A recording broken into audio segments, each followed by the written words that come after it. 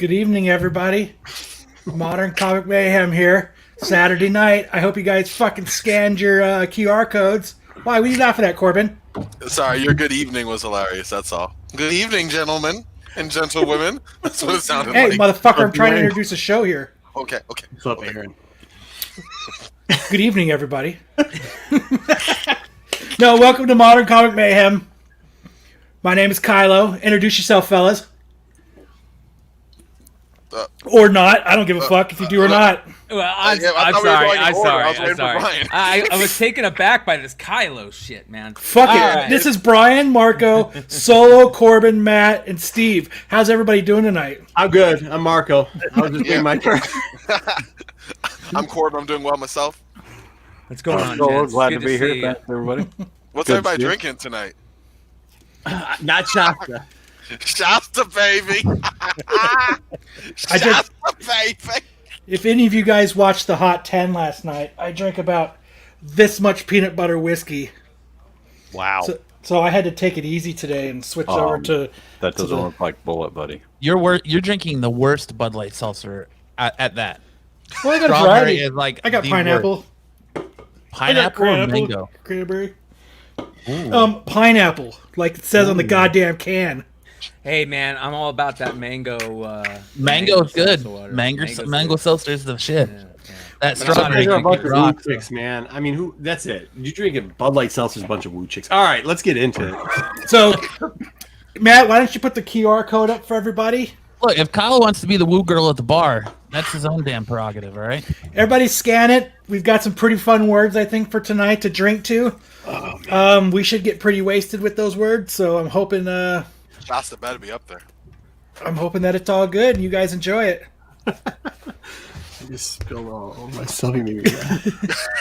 One of these nights, I'm going to have to scan that QR code. No, I'm going to try to guess what they are. So if you guys in the chat hear me guessing what they are, give me the thumbs up if I get them right. If I were you, Solo, I wouldn't scan it because there's a lot of making fun of Solo words tonight. Oh, good. Like every time Solo eats popcorn, shut the fucking podcast off. Oh, shit. I'm going to fucking get a bowl of popcorn now. Oh, man. It was a crazy couple days, man. Yeah, it's been a good one. Yeah. It's been a good one, man. I know you guys, I know Brian and Kylo have been all over every show, but I think we're going to get into some good stuff. We're going to change it up. I know everybody's waiting for the big news, but what are we starting off with today, Matt? We starting off with a little DC? No, we're actually going to start off with the announcements that took place at the Disney shareholders meeting. Nice. Good. I think everybody's ready to go. There was a shareholders meeting? Yeah. I didn't get invited. What the fuck? Buy some stuff. That's what happens when you're not a fucking shareholder, Solo. I told you to buy in at the right time and you didn't. I got 58 shares. I only got 220. So hey, you know what? You should have got the Disney shit when it was time to do the Disney shit. Marco nonchalantly, I only got 220. You know. Well, my kids got 20 apiece also, so no big deal. No big deal, right? No, I wonder if you had to have so many, like a certain amount, like, or maybe they send you. It's a different type. They send you a thing in the email. You get one that like Mickey Mouse is giving you the finger. Did you get to watch all the extra shareholder stuff that the plebes didn't get to see? No, I don't have that type of stuff. I watched the Patty Jenkins thing she did, which was fucking awesome. I really didn't think it was cool until the last scene because I was like, why the hell is she out there rollerblading and why are we only seeing her from like the waist up? And then I was like, when she turned around and threw on that freaking TIE fighter, the X-Wing coveralls and the helmet, and then she turned around and there was the X-Wing, I was like, oh shit, that's dope. That was dope. Come on, Maxwell, way to come in. Hey, that was one of the first things I remember. A kid, just those things were everywhere when I was a kid, man. Those are one of the first things I remember drinking. All right, really? Hell yeah, man. In that movie, Beer Fest, they make fun of Americans for drinking the Zima and Smirnoff Ice. How about this though? Like, look at this lineup, man. And honestly, how many of these did we kind of like across the channel? Did we kind of say were coming? You know what I mean? If you didn't have those Ironheart books, I'm just looking at all these. And it's been a crazy 2 days of like running and listing, right, or upping prices on stuff. To be honest with you, I mean, Eternals we knew was coming. Ironheart we knew was coming. We knew Miss Marvel. Some of us, Miss Marvel was coming. You know, the Thor was finally there. What if people have been on that for a while? Who knew Armor Wars was coming? I never heard about that. Not me. No, that was some dead spec. Yeah, absolutely. And then, look, what's it going to be about? Does anybody know? Armor Wars. I don't think it's going to have anything to do with the comic. I don't think they could do that now with the way the MCU is set up and where they are at, unless they. I know Don Cheadle is attached to it to reprise his role as War Machine. Yeah, but they're not going to do the same thing that they did because Tony's gone, right? Yeah, but that's all right because they modified Civil War already. Of course they're going to have to modify stuff, but I think it's going to be really different. You know what I mean? Like, yeah. Did you guys see that? I only say it because I didn't think this was going to work, but the Falcon Winter Soldier. I mean, I know people are fans of that, but I just didn't think that was going to work. I didn't think it was going to work either. And it looks like it's going to work. Yeah, like it looks really like it's sold on it now. It looks real neat. I did see that too. I think I saw a different Falcon. No, maybe not. Maybe they showed different Falcon. Oh, a different. I was like, different. Yeah, I thought that maybe showed a different one, and maybe I did see it on there. But I know we've been talking. I mean, this channel's been talking about She-Hulk for a long time. Even there's rumors of Blade and 4. I know we kind of got away from Blade so much, but dude, this is. Here's the biggest thing for me. Two biggest things. One, the second biggest thing for me was Christian Bale getting announced as Gore the God Butcher. I think that was one of the best announcements that could have been for the whole thing. Not only for what we're going to get out of Christian Bale. Like, I'm a huge Christian Bale fan. I think he's one of the best actors in Hollywood history, and the shit he does for movies. And I think that character is one of the best written, created characters in comics in the last 30 years. I know he dies, but it's okay. Wait, hold on. Why is he so? Look, I'll sell the book, but I didn't. All right, here's why he's so good. Here's why he's so good. You ready? Yeah. Up until that point, nobody cared about Thor anymore because Thor had been gone for a long time, right? And when he came back, it turned out he was a fucking robot. He was a clone, right? So nobody talked about Thor. Thor was a foregone conclusion at that point. And Jason Aaron comes around with this book that is masterful from the get-go, from Jump Street. First issue, right? Really good how he does it in between time. He introduces this character that basically, to break it down, he's pissed because he prayed to the gods to save his species. They didn't save his species or his planet. And he says, fuck that. The gods are evil. I'm going to kill all the gods. And he goes and gets powered up and becomes the God Butcher. One of the coolest names in all the fucking characters. One of the baddest names. And he's super sick looking, right? That's super important because it's a cool character, good-looking design. He fucks Thor up. He kills a bunch of gods. But here's another important thing, right? Guess what he introduces? The Necrosword. What does the Necrosword lead to? What does this open up for the MCU in 5 years? Even if it doesn't go there, guess what's going to happen in our hobby? The null stuff is going to continue to make everything go up. You know, not just secondary market, but people wanting to read comics, this and that. So I think that's very important. That's interesting because last week, too, Matt was talking about that. He's like, look, it looks like it's a low point. This looks like a point maybe to buy into that Null character. And, like, I hope people thought about it. That's all I'm going to say. I know it's so expensive, but I hope people thought it was a low point because it looks like it's going to go up now. The other thing is it's going to be very interesting because I don't know about you guys, but I was kind of disappointed they were going the Jane Foster Thor route. I thought that story was lackluster at best. I thought it was a cash grab. I thought, I was going through, I'll be honest, that kind of hit hard because I was going through some of that stuff in my life, and it just kind of felt cheesy. It wasn't a great story. And I don't really want to see that in the movies, to be honest. And this kind of made me go, okay, if they're doing Gore the God Butcher and they're going to do that story, any of that storyline, then maybe we won't get as much of that Jane Foster Thor storyline. And I don't know how you guys felt, but I know there's a lot of people out there that read that story. That we've had some commenters comment on the channel lately about how that storyline wasn't a good storyline, and I agree. I didn't think it was great. But I do love the Gore the God Butcher storyline. Steve, can you address this? Because I'm in the same spot with JJ Maxwell. Do you see any way? No, definitely not. I think we at sales CBSI and Tails have some pretty good sources and really and I know you and I talked about this. You know, we're not really big into the either paid or unpaid spec sites, but I think we have a pretty good source that the rights with Null are with Sony. So yeah, but he's not 100% positive, Steve. I think really that source. No, all right. He's not, and the only reason I bring that up is I'm right there with you on that, and I don't think he's because I've had conversations with him. You know, one of these days we need to just kind of really get down and deep into that. But here's the thing, right? Does Null really fall under that Spider-Man category? Well, I was going to say he's a new property, so therefore he's a new property. His rights rely with Marvel. If he was created through that Necrosword storyline that started in Thor, right?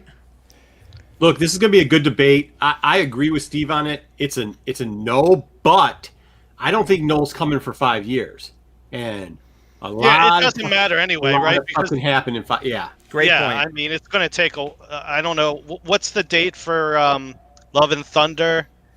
And I mean, even without COVID, there would have been, these, at least 2 or 3 year breaks between Captain Marvel 2. What else do we have? I mean, when was the last Doctor Strange movie? When was the last Guardians movie? When was the last, what's the other one I'm looking for? But we also can say, and I agree with you guys.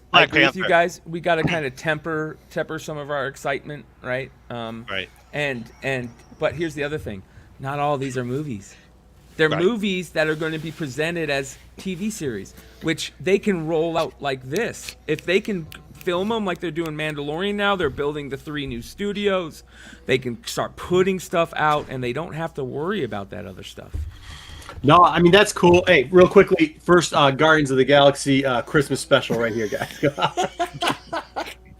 The shocking one for me on this is Secret Invasion. And what are they going to do since the Skrulls are basically good guys in the MCU?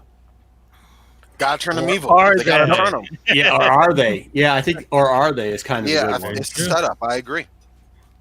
Or, or they go with not the Kree, right? I mean, they're making Kree out. That'd be cool. Right, yeah. I mean, I'm not going to lie. I'm hyped for I Am Groot. I mean, I've only heard it like 87,000 times since the movie started. So what's another series around that Yeah, that's a great character. Why not build something on it? You already if know they actually people love that character. Yeah, if they actually can, then I think that validates some of the one line love that everyone got. Are they going to subtitle it at the bottom then? Baby Yoda doesn't even talk, so at least Groot says 3 words, right? Mm-hmm. That's true. That's true. You're right. Like, there's some staying power there for actually talking. Yeah, you got a point there, Steve. I think the big surprise though that no one really saw coming was Fantastic Four. Nah. Yeah, I would have sworn X-Men. All they said was Fantastic Four. Fantastic Four. They just said it's coming, first, right? Though. I felt like a lot of the talk was X-Men first. Yeah, I had my money on Fantastic Four. I mean, for what they're doing and where they want to go, that opens up an entire realm of so much. But Chad, as much as I appreciate your money, you still have your money on Turok. Like,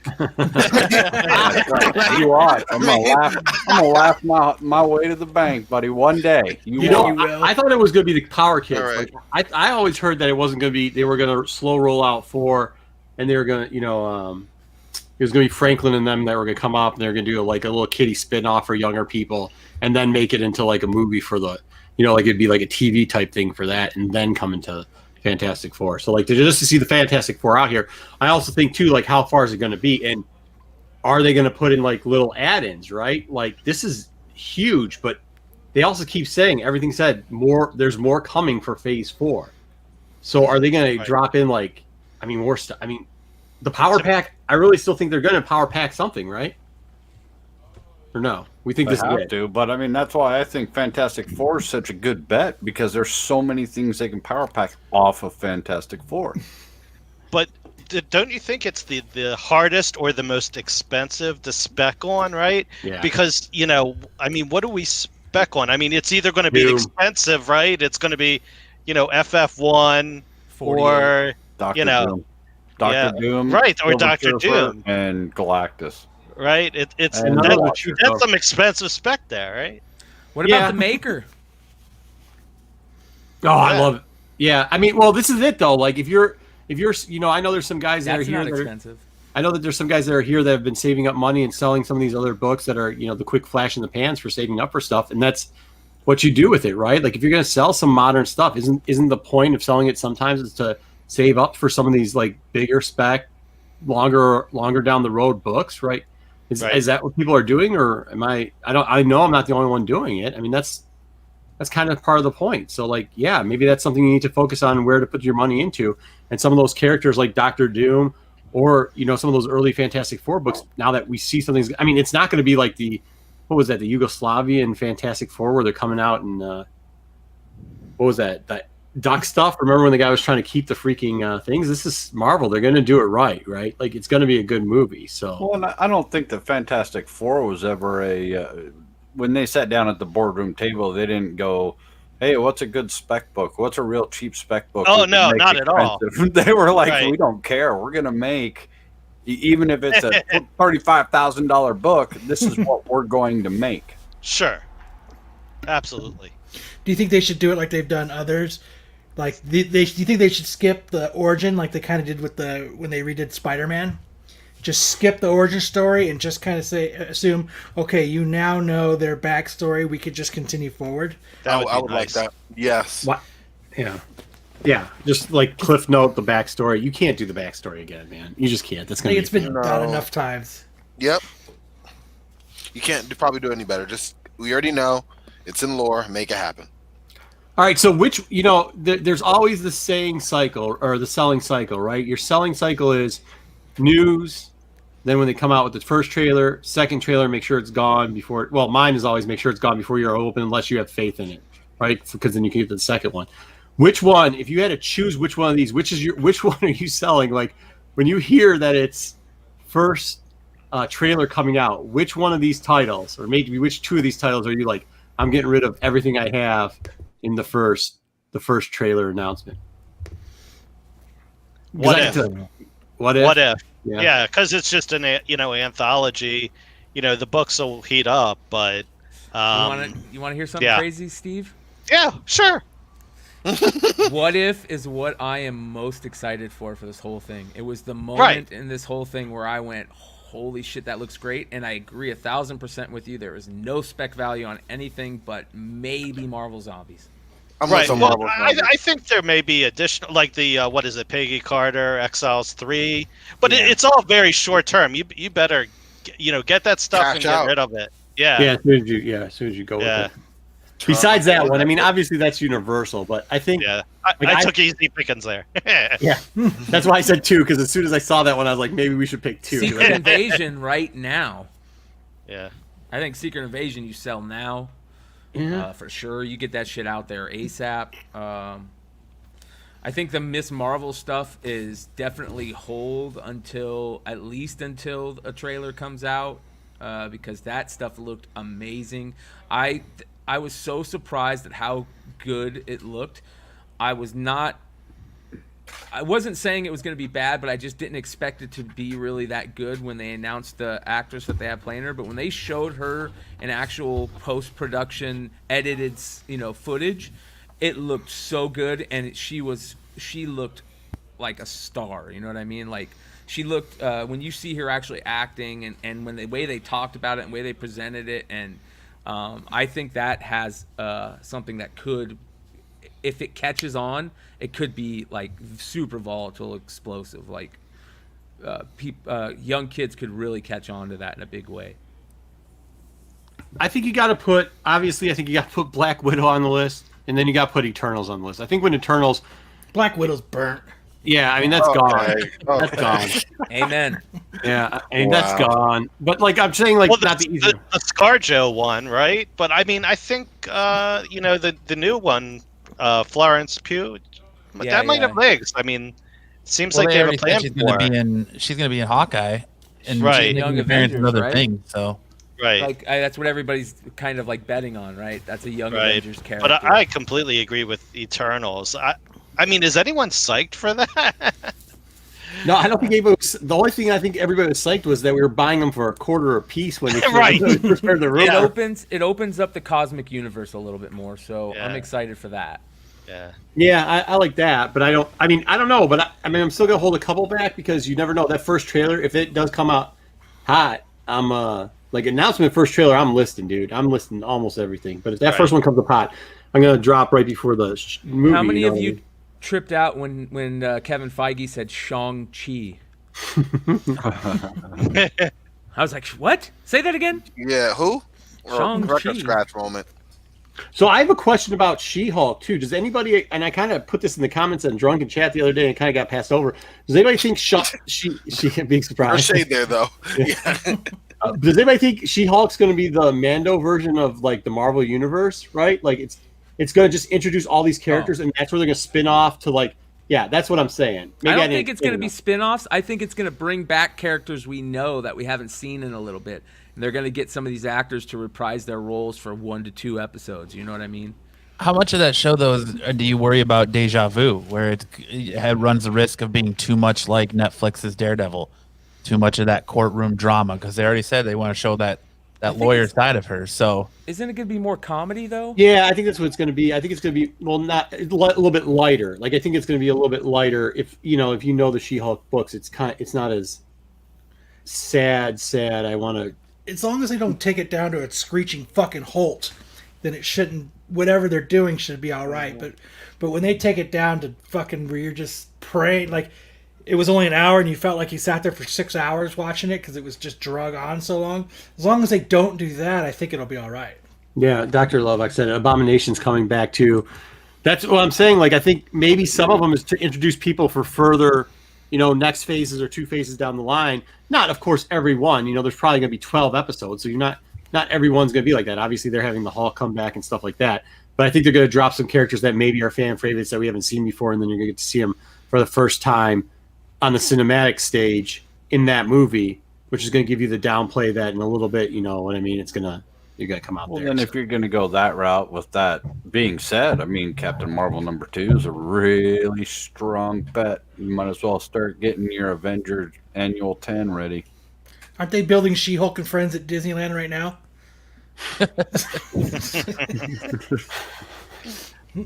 Well, yeah, I thought it was conspicuous by its absence. I was kind of surprised how they just, Kevin Feige was just, listing like, oh, in this movie, this is going to be the villain, like Ant-Man, Kang, and blah, blah, blah.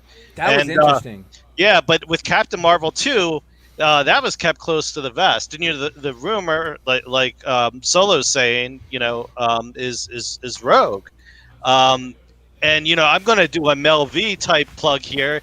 How he was and he still is, championing Rebel Wilson for Faith. I've got I think Julia Garner, who plays Ruth Langmore on Ozark, which is like she's blonde, she's a great actress, sassy, does the accent. She would be perfect for that role. I'd love to see Julia Garner in that role. Someone started trending. All right. Steve, explain that real quickly. So you think the main bad guy is going to be Rogue, and why do you think this is the case? Well, it's just been the rumor because of the history with I'm a DC guy, not Marvel, but with I can talk about it a little bit. With Okay, I can too. Yeah. So the most important thing is this, right? It's the fact that, in my opinion, it's the most important thing, and this is what we've heard recently, and that's the rumor that Marvel is tired of Brie Larson, right? There was a big rumor that came out the day before Disney Shima, as Mel coined it, that she was out skis, and Kevin Feige had just had it with her. and they were trying to figure out ways to make it like a good thing in the story, and the perfect way to do that is play the whole storyline of Rogue siphoning off her powers, like Rogue did back in the day with Carol Danvers when Carol Danvers was Miss Marvel, and you can just kind of put her on the shelf for a while and bring back Monica Rambeau and Kamala Khan and start strengthening those roles, because we all know how powerful Photon is, and they can now change into that role. But Matt, what was the Rogue thing? Well, the not just the Brie Larson stuff, but originally when Miss Marvel first came out, and that's why they supposedly kept her out of Endgame so much, is they pigeonholed themselves, and they're talking about how she's too strong. So they needed a character to take her down a notch, because she basically made herself right off the gate unbeatable. So they needed a character to take her down a notch, and who does that in the comics? It's Rogue. So absolutely Rogue in the comics. It all kind of that's cool. And with Scarlet and Vision and Fantastic Four, and I mean, there's a little bit in each one of all those stories. You introduce Rogue out of that storyline as the villain.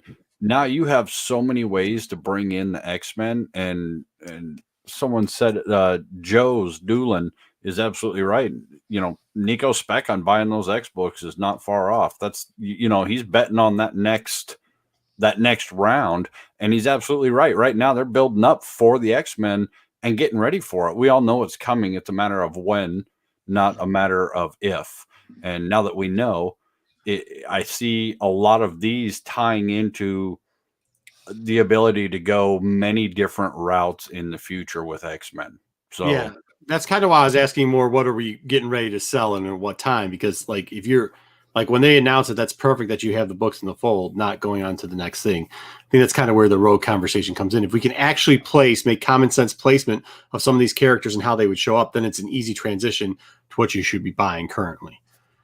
All right, what do we got next after? I was gonna say, I think the fact of the matter is, when you look at it, is we're gonna get the X-Men, but you're gonna get them individually throughout different movies. I think thrown together, and then you'll see them come together in one movie, and then they'll get their big title. So JJ asked kind of a cool question too back here, and I agree with you. I'm sorry, Matt, I didn't mean to cut you off. If you've read the She-Hulk stuff, it does have a lot to do with helping out a lot of like the Defenders. And, of course, we all talked about Daredevil last week, and Daredevil gets thrown in jail again. Sometimes he has to have She-Hulk be the lawyer for him. So, like, I could see those Netflix characters coming back and playing a role. But once again, those would be the regular ones to introduce them to maybe a larger audience, even though Netflix had a pretty large audience. But I think it would be, if you lighten them up a little bit, they might become more popular. I think that's kind of like the case. If you play 12 episodes, right, you're going to we know Hulk's coming back in one. Obviously, if you then get Daredevil, you get a couple of those other ones. So you're going to have 2 or 3 episodes where you're going to introduce a character or two that will, as soon as they get on there, just know that that's probably somebody they're going to use down in the future for long-term stuff. So. Does anybody know a lawyer that gets thrown in jail so many fucking times like that? He's a lawyer, for God. Come on, really? They're going to put him in jail like that?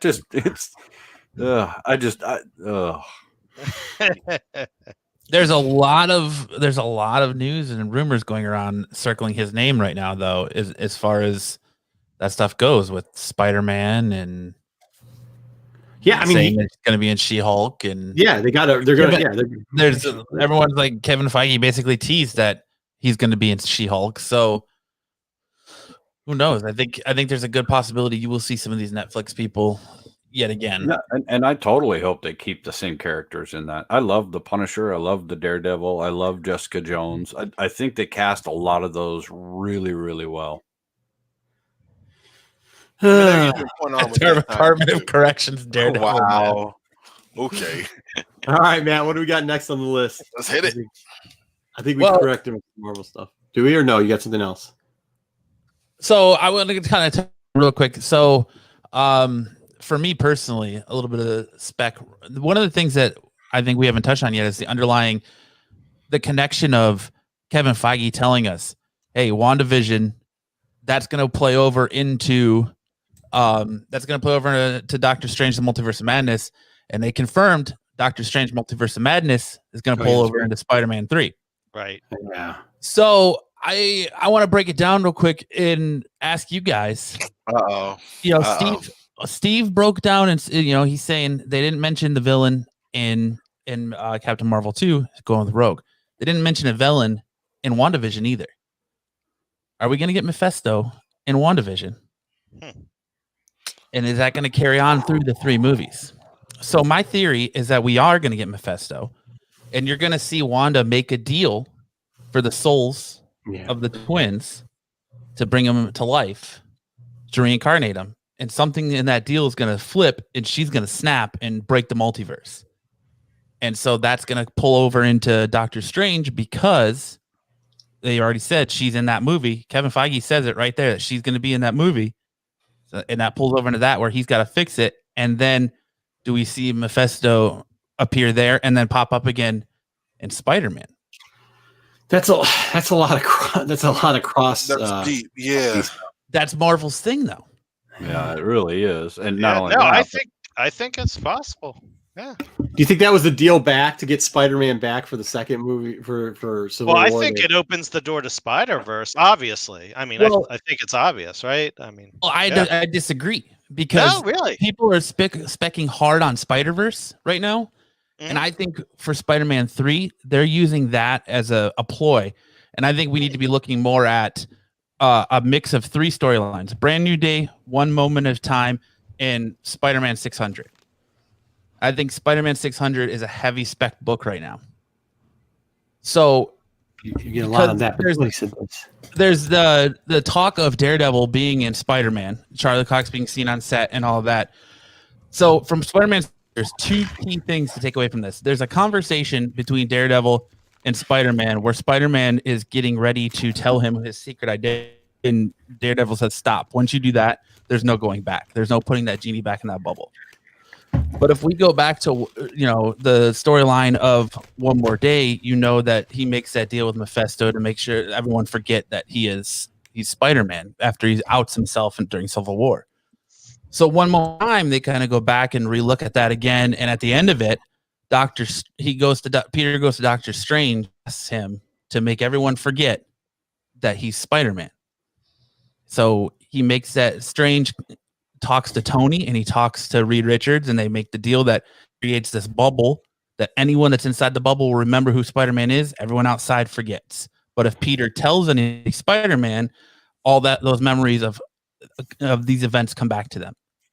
So him and Mary Jane are in that bubble, right? So that goes into 600 here where he's having this discussion. So there's the One More Day or One Moment in Time stuff right there where they're in the bubble and all the covers for that. So my theory understood why he couldn't just retell Mary Jane that he was Spider-Man. Like, why'd she have to? That was part of his deal that he made.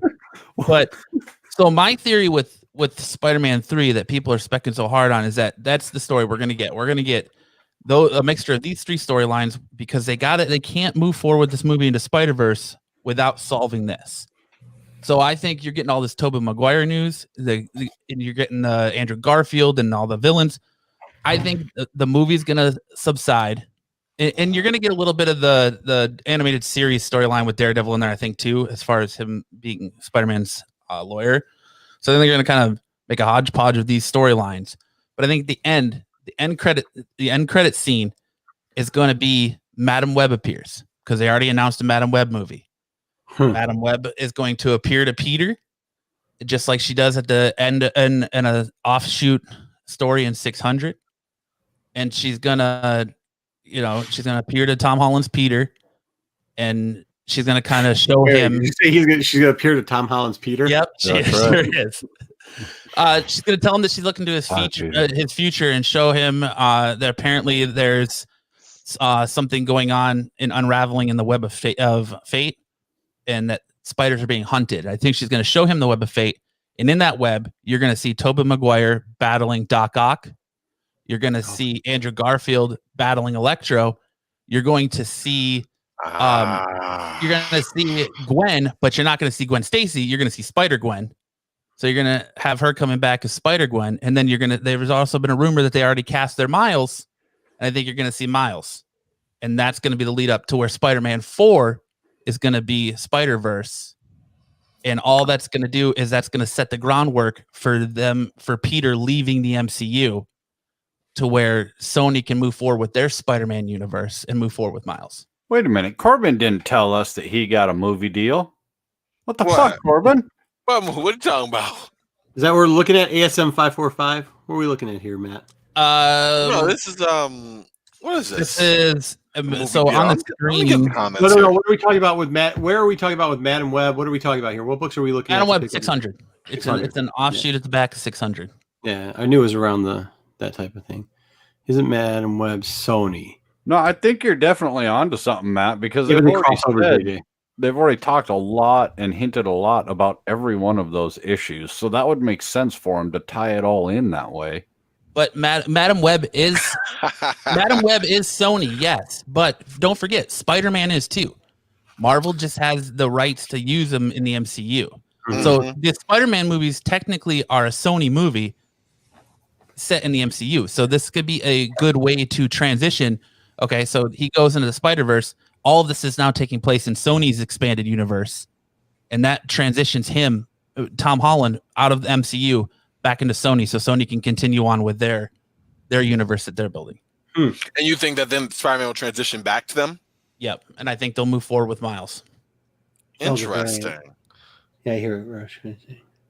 I love it. I love the research. I love everything, man. I think it's great. The only thing that I just hope that doesn't happen, I hope they don't use the whole stupid Mary Jane storyline. I think everything else would be great. How many movies does that take? I don't know if you can yet. Yeah, how many movies does that take? What, Spider-Verse? It's going to take a few. That's well, I mean, you're going to unfold that in like a trilogy type deal? No, it's probably too long. Yeah. They've said, Marvel said you've only got Endgame. What did they say when they got the rights back? He's got one more picture, main solo film, and a couple of cameos moving forward in the MCU. Yeah, but you know what? You got to think about this too. What's Sony producing and making right now? What are they putting out? What steaming pile? Yeah, they're putting out nothing. It's coming to the end of the contract. So hey, Venom 2 is coming out soon. They're putting all their eggs, but they've got Morbius coming out. No, I know that's coming out eventually, but I'm saying right now for the last 12 months, what are they generating? What type of money are they making off of their production department? Yeah, video games. Yeah, that's about it. Video games.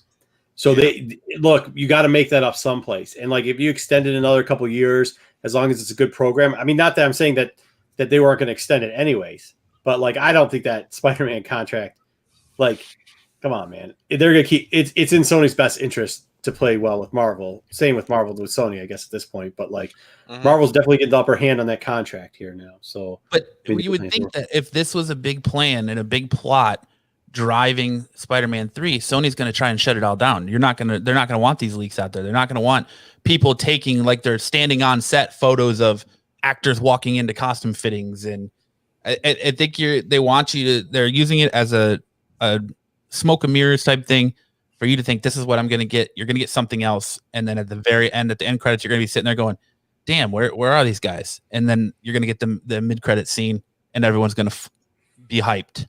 Oh, I'd be pissed. Forget hyped. I'm ready to see all this. I gotta wait till the end of the movie. Well, they can't move forward with Spider-Verse without solving this whole identity being spilled out that they created at the end of last movie. I'm gonna drink some shots. I'm gonna drink some shots and think about this again. John just got the comment so far of the night. I hear something. Betamax tape. All right. I got that. Moon Knight's dope. Better than Batman. Hey, I actually got that one. Don't. What are you gonna do when that thing hits? What do you think you're gonna do when that one hits? Better than Batman. Moon Knight's dope. That's the one I'm most excited about. I gotta be honest with you. I'm waiting for the Moon Knight thing to hit. Oh, hey, okay. Speaking of Moon Knight, here we go. Good time. Ooh, shout! Excuse me. Sorry, that came out. Everybody, hop on the Corbin train. Shout out to me. Snyder cut on the Corbin train. Get it? Got some news. Shout out to Matt for the dope imaging. Just my direction, his expertise. We made a great team. Mostly him, but you know what? Let's get to it. All right. So, what's first on the docket, Matt? You can hit the next slide. Let's hit it. Oh yeah, there we are. We got that future state stuff. Not really specifically future state, just more of what DC has announced or semi-announced moving forward in March. Now, the majority of this you can find on Bleeding Cool, but they've been leaking out more titles that will be coming after Future State is over, some of which is going to carry over from Future State, even though they said that was not going to happen. They lied, or they changed their mind. A lot of this came from CCXP. We talked about that convention in Brazil last show. But basically, here's a list of 13 books that are definitely going to be coming. We have a Batman-Superman team up again. Jean Lun Yang and Ivan Reyes will be doing that. We have a Harley Quinn #1 coming up again. Detective Comics is going to be done by a new team. If you remember, it was Tomasi and I'm forgetting. I just have his name right here. Let me get it here. Tomasi and my good Brad Walker, one of my favorite artists. They're gone. Now you have to Mariko Tamaki and Dan Mora. They will be picking up from Detective Comics on 1034 once they get back in action there. Becky Cloonan, Michael Conrad, and Travis Moore will be taking over on Wonder Woman. You have Justice League Dark coming back. Green Lantern's doing a whole new #1. Teen Titans Academy #1. Suicide Squad #1. And Swamp Thing #1. We talked about this last show, but all of these titles are direct spin-offs from Future State. So those are more of that new slate of books that are going to spin out of this event or initiative, whatever you'd like to call it.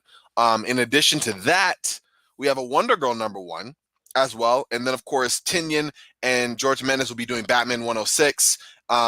Tinian is also going to be doing another unnamed Batman #1 alongside Gilliam March. So we're not sure about that. And then Tom Taylor will also be doing an unnamed book. And so these are the ones that are either most certainly coming out or sort of talked about.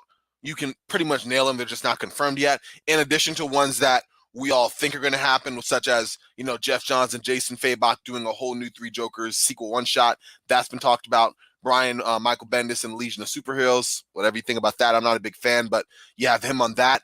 Speaking of Brian Michael Bendis, he also is in talks of doing something for Naomi 2. And then there's also something with Batman and John Ridley that's supposed to be spinning off of. Yeah, there's something with Batman. Yeah, so there you go. So there you go with that as well. But at least now we're getting some more direction. I think we're going to wait a little bit deeper into, I'd say, the end of January into February to get more of like a concrete list. But then who am I kidding? DC changed their mind so soon. You might have to wait that long to get something set in motion. But these are the list of titles that are more than likely, going to be moving forward there. So I'm more interested in that Tinian Batman book that he's also going to be doing alongside the regular Batman run, because I just don't know is this a totally different title that's going to spin with John Ridley on the next Batman? Is definitely not detective. So how does he get to manage that workload, especially doing so many Batman titles? But most of this is just set in stone. Okay, different author, different title, or different writer, different artist on the work. The one thing and I guess this is the next slide if we have it.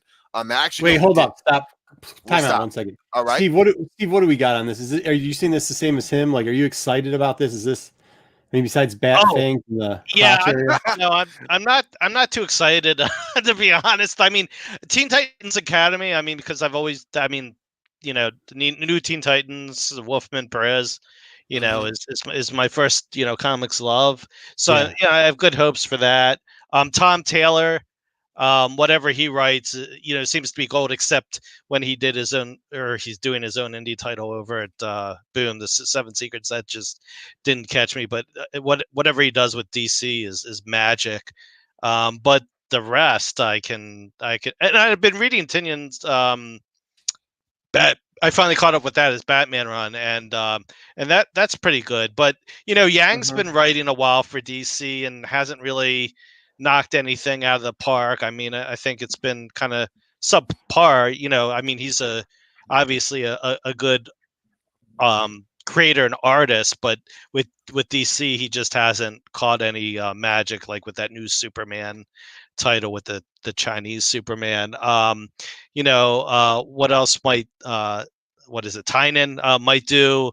I'm thinking maybe since the love affair with Punchline, maybe it's some type of Punchline title. But I don't know. I'm just I'm not too psyched. Yeah. Okay, I heard. So who? I'm with you. I think DC as a whole, just whatever. But I do like Yeah. I do like me a little bit of Hellblazer. I like Dead Man. I'll tolerate Swamp Thing. What is it? Is there any hope for this version of the Dark Justice League, or is it going to be just straight trash? I mean, I'm gonna defer this. Straight trash. I'm not overly optimistic on it. Yeah, I'm not optimistic on it at all. I'm really hoping it gets good. I really want. I'm trying not to get my hopes up, and I'm really, really hoping that Justice League Dark is a big hit. I think they really have a strong storyline in a lot of ways that they can go with that. So I'm really hoping that they do good on that and don't drop the ball. If the Demon's in it, I'm definitely out. He's the most annoying character in all comics. I love Etrigan. I'm Dude, sorry. you're killing me. I'm sorry. But the rhyming and that font and it's all too much. Oh, put it away, please. Is there really any speckability left in Future State right now? Oh my god.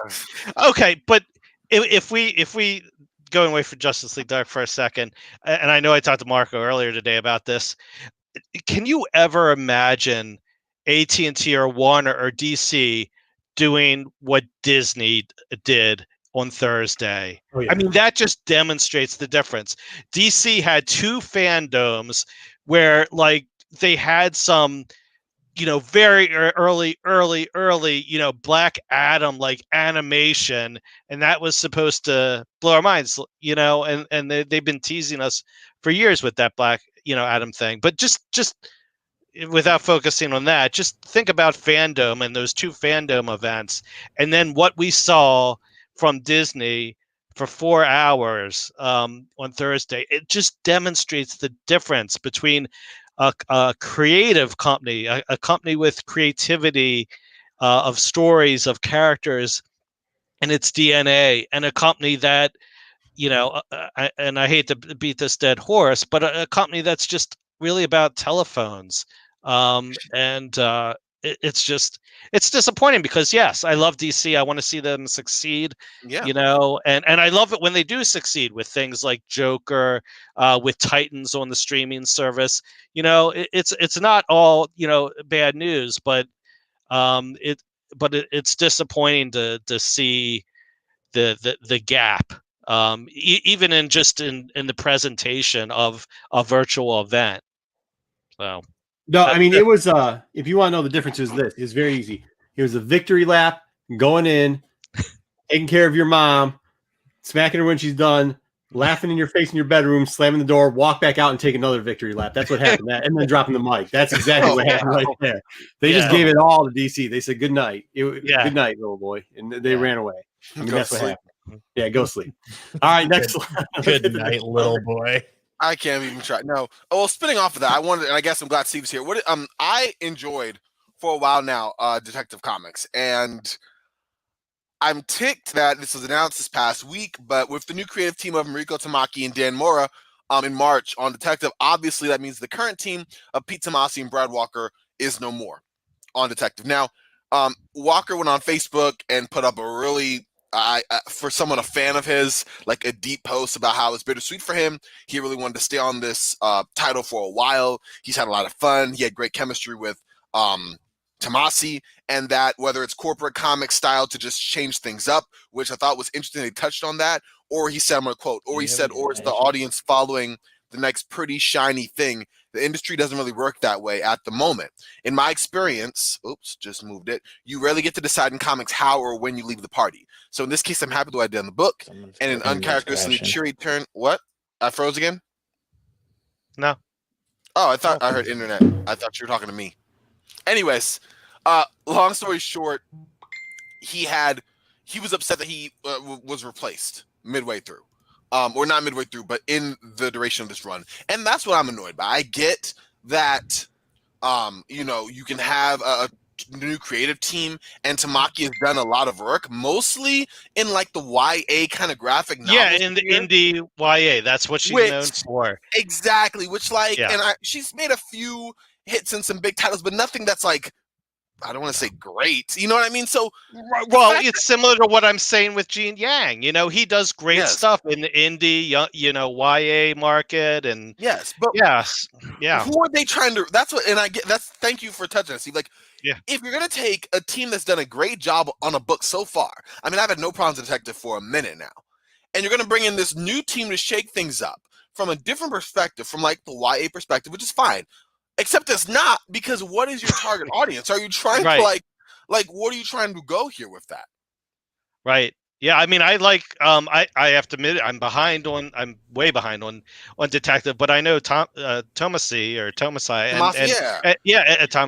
and he writes good stuff for DC, and exactly what you said, Corbin, with in reference to Mariko Tamaki, and maybe they're trying to like transition the tweens and young adults to the comics, but I don't see that really happening. It's two different markets. And you haven't even secured that one. Like, if you have a good thing going, why shake it up for that? I mean, if they're still, it's not like they've been writing on the YA for so long, they've written up these YA readers into the adult books. You know, and when you have I'm just not happy about that. And piggybacking off what you said about AT&T's direction, whether that's the state of the comic industry, going from one, shiny thing to another, whatever the case may be, I just think it's negative. And especially when you have a writing team like Tomasi and Walker, who enjoyed being on the book, who craved doing the work that they did. It wasn't they didn't have a say in this change. But I guess going on to what I see here, DC Tim Fox. We talked about this the last couple weeks now. He is confirmed as the first Black Batman in Future State, the only one that I know apparently. But we talked about this before. I don't really have anything else to beat a dead horse over. We referenced how I thought it was going to be him when you already had Batwing already, and I said that obviously the Fox family is the only one that can spawn any Batman-like characters. This is actually from a variant cover, so I'm glad they actually have him unmasked in that one. But his roots go back. Is this book heating up right now because of it? Because it's the first one that shows. Yeah, I know that there's also a Whitman variant to this, right? And and it's sick. And he goes way. I mean, as you are referencing here, he goes way back. The character Tim Fox, he was kind of like the black sheep of the Fox family. And so I guess this is kind of, and it's almost weird that this was something that was kind of slept on in terms of him possibly being Batman in this scenario, because he's the one guy who hasn't really been developed as a character that much, from being like the typical black sheep, from back in the 70s, 80s, struggling with his studies, whatever the case may be. And so the fact that people are like, oh, I wonder who's going to be I was said it from the jump. I'm like, it only makes sense. They have one who's been battling for so long. You have the other you barely know about. Like, there he is. As far look as at that is a grip of cash for these books. $382 for a very fine.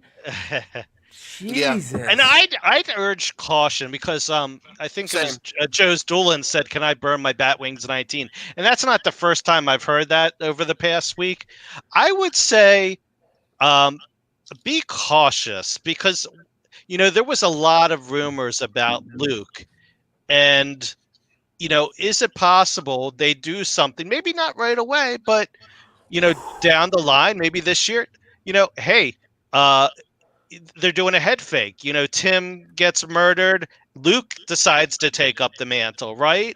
I mean, you never know in this crazy comic world what gets cold and what gets hot. So I'd hang on to those Batwing 19s. I'd also take a look at Tiffany Fox, because I've mentioned Batgirl Future's End number 1 before, and that's not only the first appearance of Stephanie and Stephanie and Cassie as the two Batgirls, but Tiffany is actually the third Batgirl in that book. So keep that in mind as well. It is interesting. I almost wish they made a whole new character. I get having kind of going down the well of the Fox family, this and that. But if you're going to take advantage of Future State and have it all new characters, those whole new deal, I would rather they had a whole new, almost like, and I hate to say it, but almost what they're doing with Batwoman, where it's like a character who's a relative unknown. And this is my biggest complaint with DC. Do they ever have any brand new characters? Because it sure does seem that every single character in DC is just a variation of another character, right? Well, I think they try and they fail, right? Because remember those characters spinning out of metal, Sideways, Brimstone, Silencer, right? Yeah, it's just people. I think you just do a better version of the characters you have. Like when you go DC, I don't think people are hankering for a new. They like Batman, they like Superman. If you're gonna have a different version of that, fine, but don't make it a different version who happens to be Damian Wayne and another. You know what I mean? Like make it someone different. I think that's the thing. Because you need the Miles, you need the Riri, you need the Kate Bishop, you need exactly. They don't want a new character; they just want a different version of the same character, but on a different version. You bring in a guy like Tim Fox; he's not new. You know what I mean? Like, we're gonna about him after this, but he's been around for years. And I'm sorry, Luke was already Batwing. It's just totally too convenient. I made a joke about this on Facebook. I'm like, hey, they're the one black family in Gotham that seems to spin out Bat vigilantes. Like, they just go down this one well. It's true. It's like, oh, we need, all right, who can be Batman? Let's go down. We got Dick. Okay, we got Damian. Okay, we got Luke. Duke. Oh, we got Duke. You said it. So it's so just in the ballpark of like around the area. It's not creative. You know? Exactly. It's recycled. You're recycling all the time. Yeah, and I mean, if it goes out well, then great. You know, I like the costume. I'm not gonna lie. I always thought that Batman would be kind of cool with just a whole like cowl, like clothes in general. So I like that. I just want to see what this background is, what pushes him to don the suit, how does the story develop, and I want it to be something that makes sense. Not Batman's gone, Luke's gone. Well, time to put it on. Like no, like give me something that's gonna make me invested in this. Which don't know if you can do it in 2 issues, but you might as well try. You know, because. Right. That's where I just keep thinking about Duke and the Signal, and the costume was a fail, the book was a fail. He was a original character, and they really screwed the pooch with that. I think eventually it'll come back around. Everything does, but I guess they decide to play it safer this time. Yeah, I mean, we'll see. It just feels like they want to take these big changes. The 5G came thing, they threw it out. The feedback was not great. Oh, we're gonna walk it back. They throw something out. You know what I mean? If you're gonna go hard, go hard. That's all I'm saying. The Corbin train doesn't go half speed; it goes full speed. I'm saying follow that. You know, we're not Chuck. We're going. So that's all I'm saying. But that's really it for my DC rant. I'm really about the whole detective creative team. I wish Tamaki and Mora well, but I'm not too optimistic. And having looked back over the week and read some of their previous work, I'm not excited. No. I don't see much reason. Yeah. Nope. All right, Matt. What do we got next? Let's get into a little bit more of what came out of Disney shareholder meetings, and let's start getting into the expanded universe we got going on here. Let's talk a little bit about some of the other properties that are coming. And mainly, I'm talking Mighty Ducks. Let's talk Mighty Ducks. I'm just kidding. Isn't what's name going to be the Indiana Jones though? Harrison Ford again. I think. Yes. Yeah, I think. Yeah, 78-year-old Harrison Ford. You mean geriatric Jones? Yes. 78, exactly. Hey, I actually hold on. Chad in there. Chad's going to be playing Indiana Jones up there now. I know. Kylo's mic. He got some overwork, so it's crashed out today. But I wish he was here for this because I was excited about Willow, and everybody just laughed at me about that. But I really think, like, not that it's huge, right? Like, the book had a little bit of a pickup, even though it's on the old movie, and the 3-pack did too. I mean, like, look, if you were getting them for $1, sell them for $30. That's always okay, I guess, right? But like, I kind of want the Willow train, right? Like, beep beep. That's I remember watching it as a little kid, being like, oh, this is messed up. I really shouldn't be watching this. It's kind of creepy, but. I think look, man, some of this stuff's not going to be great. Some of it is just pure nostalgic garbage. I loved Willow. I thought Willow was one of the best movies I ever saw when I was younger. I loved that. That was a great fantasy movie compared to what was coming out at the time. I thought it was great. I'm excited to see what they do. Hey, speaking of this, in 2 weeks, Stick Boy's coming on to the Manda review. But hey, this is why I like you guys, because you guys should have been in the earlier chat. Everybody was dogging me for Willow. I was like, well, I'm down with the Willow. There's nothing on this here except for Indiana Jones. And the Blood and Bone thing's fine too. But Indiana Jones, just because they're going to use Ford. And look, man, Solo's my favorite character of all time, but like, those last couple Indiana, not you, dude. No, I really, No, you said it. You said it. I'm with you. I meant Han Solo, not Solo Wookiee. But besides Indiana Jones and rolling out that type of situation, because the last one was so bad too with the dude from Holes. What's that kid's name that was in that movie Holes? Yeah, that kid. Yeah, the one being sued. Yeah, it was so bad. I just don't want to see another one of those. But all this stuff here is looking great, and we broke this down on Thursday. Obviously, we broke a lot of this down, and we've had a little bit more time to think about it because we were like hot out the box. Yep. Going through some of this stuff. I kind of wanted to revisit some stuff going through. Actually, since he's on here, I want to hit up Steve. I want to hit up my man Steve one more time for this one, just so you guys know. Just so you guys know, this is coming out. He already got one. Came out early. Make sure there's going to be tons of variants. I want more. Yeah, one's not enough. Okay, when they release Star Wars, when they release the High Republic, number one, there's going to be tons of like retailer variants. There's going to be tons of incentives out there. This book's been hugely ordered. This is kind of flying under the radar right now. This is the PX for the Star Wars Insider. You can get them pretty much at comic book stores. Reserve it now. It's supposed to be coming out, next week on the 15th? What day is it today? So, yeah, that makes about sense. On the 15th. But go to your LCSs now because we do know that some hit early. Steve is a testament to this. Yeah, I got one, and I said, did that come? This was on Tuesday. I said, did that can I buy that? Because I thought it was like a Wednesday, book or magazine, and he's like, no, that I was taking that down. That's from last week. I'm like, whoa, because I've been tracking this for a couple months, the release of this. So yeah, when he showed me the picture in the case, I was like, what the that's not. Yeah. And it was great. So that's a great pickup. Make sure you guys are looking out for that, right? Okay, Star Wars Insiders. What a great cover! You got a Kit Fistu look-alike. You got Beast Boy in that back right corner. You got, But the truth of it is, a lot of the characters are going to come out in that Insider. We know how Insiders work. I'm not saying that you still don't go after the Hans. The Hans is a good variant. It looks beautiful. I'm just telling you that.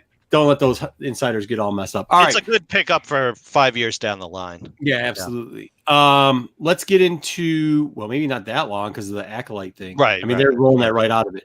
So there's Willow's. Oh, these are the keys for Willow because I love Willow so much.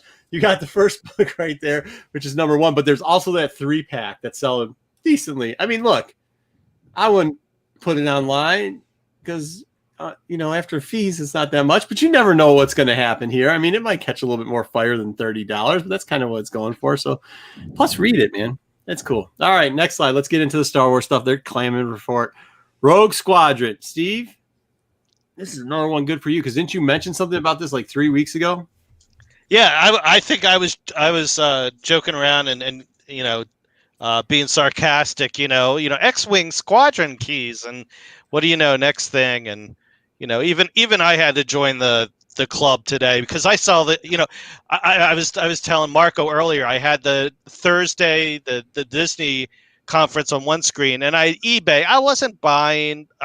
There's no time to sell, but I was just watching the sales, and this book was flying off eBay. On Thursday after the announcement and for the hours afterwards. So, who didn't sell that? Obviously a couple of those sold. The halves were selling. If you go to the next slide, I got a couple more slides on that. I actually have the 3 books that kind of like those books were doing pretty good. What are they selling for? Do we know average prices on what they're getting for those right now? $20, $10. I think people were picking up a lot of the cheap copies. Yeah.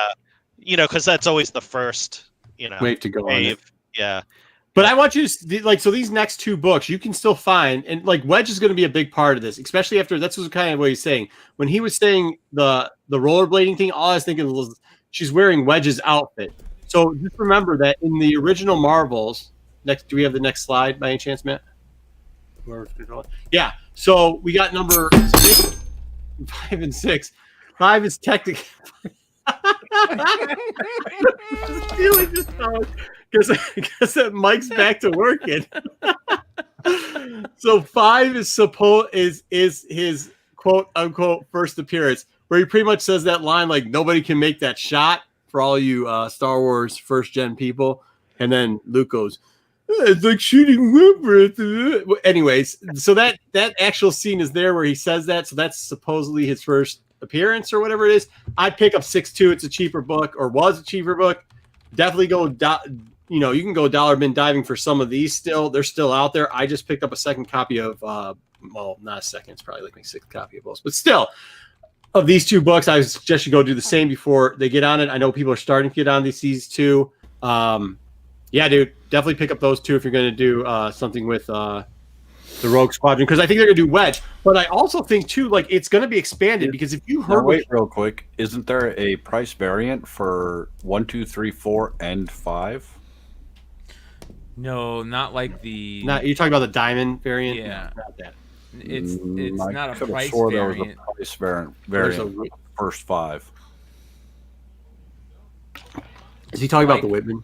No, he's talking about the 30 and the 35-cent price variant for number 1.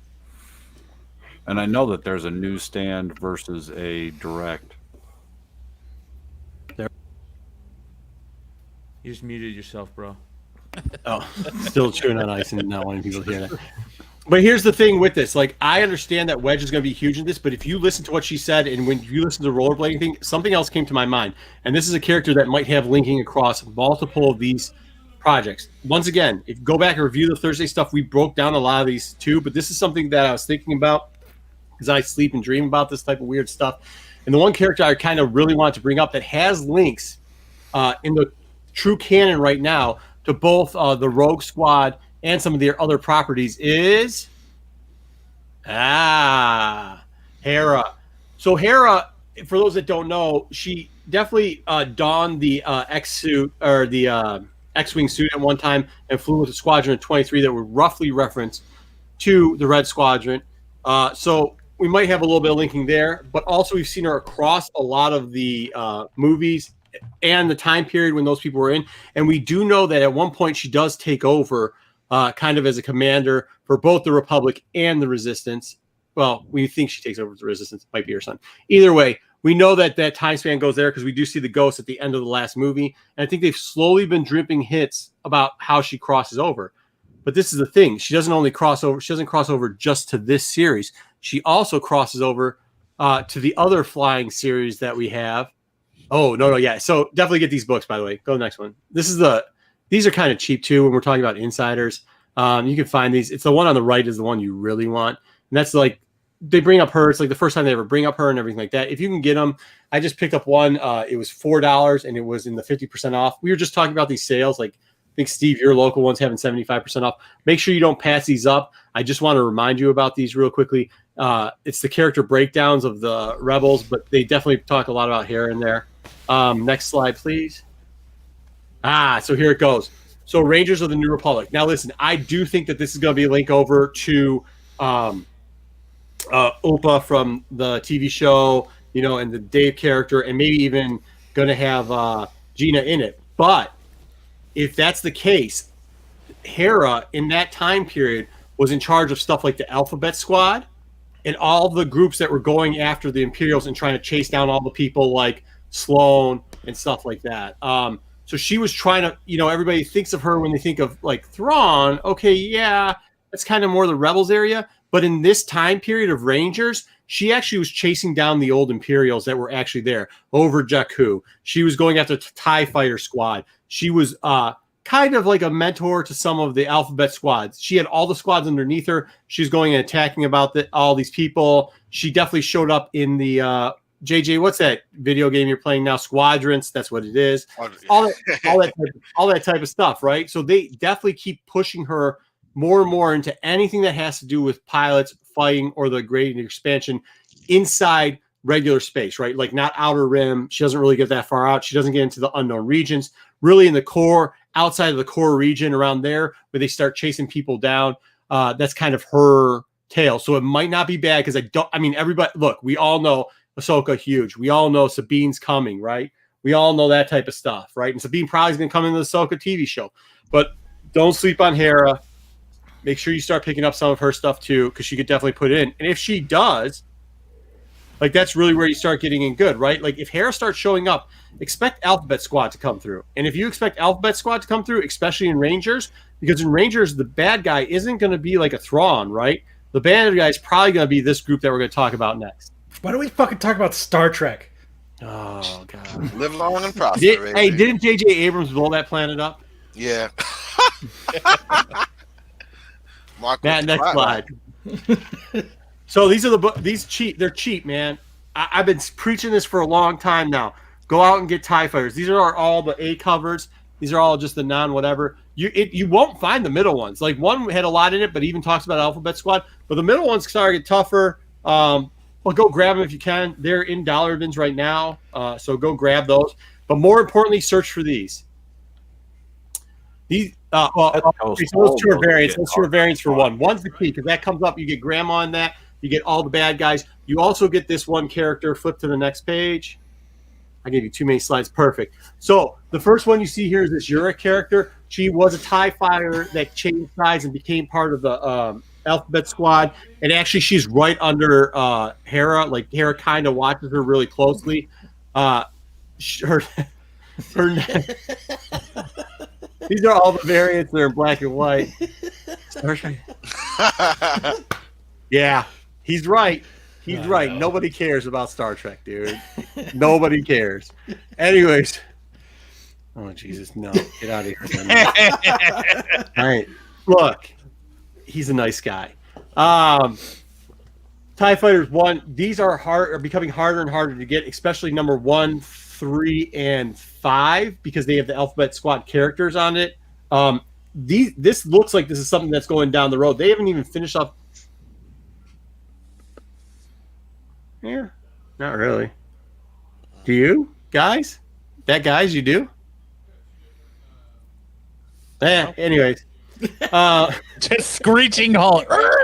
Yeah, I mean, no, I don't think anybody does. I really don't. I think kind of how she played into it, this was going to be another, it's got wings on that and everything else. I thought it was going to be chasing down Imperials. I really do. I think the Rangers are going to be like kind of the Western style Rangers where they start chasing down the Imperials.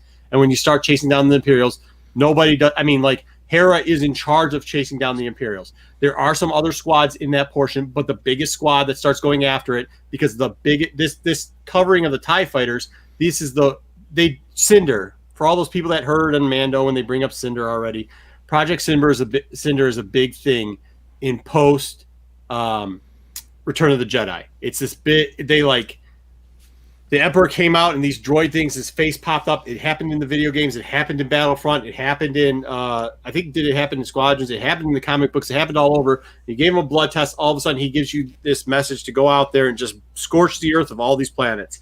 You gave him a blood test? Yeah, you have to give him a blood test. Like, you give him a thing. What, to make sure the kid is his or what? Yeah. You have to be, he's got your DNA somehow mentally through whatever. Then he goes Not on Maury. the father. Yes. 1-4. I haven't even seen these books. Mm-mm. Yeah, these are. Wow. When did they come out? Oh, a while ago. They came out probably let me think, what year is it? I mean, I knew they Right existed. now it's 2020, Marco. Trying to find these on the West Coast. 2019. 2019, 2 years ago? No, 1 year ago? It was a year? Well, I'm looking up TIE Fighter. 2 years ago. Yeah. Hey, it's almost 2021. Look, I've been stuck in this bloody house for so long. It's been about 3 years, all right? Give me a break on that. I wasn't looking them up. I just know the books because I have. Anyways, so the last character, too, is kind of important. And wait, now, what are these? You said they're 1 in 25s? Yeah, they're 1 in 10. They're 1 in something. They're 1 in a variant. I wouldn't pay ratio for them. 1 in 25. I still wouldn't pay ratio for them today. If you find them, I think I just bought the middle one, 2 and 3. I think I bought for $2 a piece at a sale 2 weeks ago. Oh, really? I don't know what the print run is on it either. Somebody can go. Feel free to look at the print run on it. Just picked up one today. Yeah, one's a good book, but honestly, if you can get one, print runs about 20,000. It's really it's not. Oh my god! Where do you go to find print runs? Like, I've tried to Google and stuff, and actually, I've had a hard time finding like solid print run info.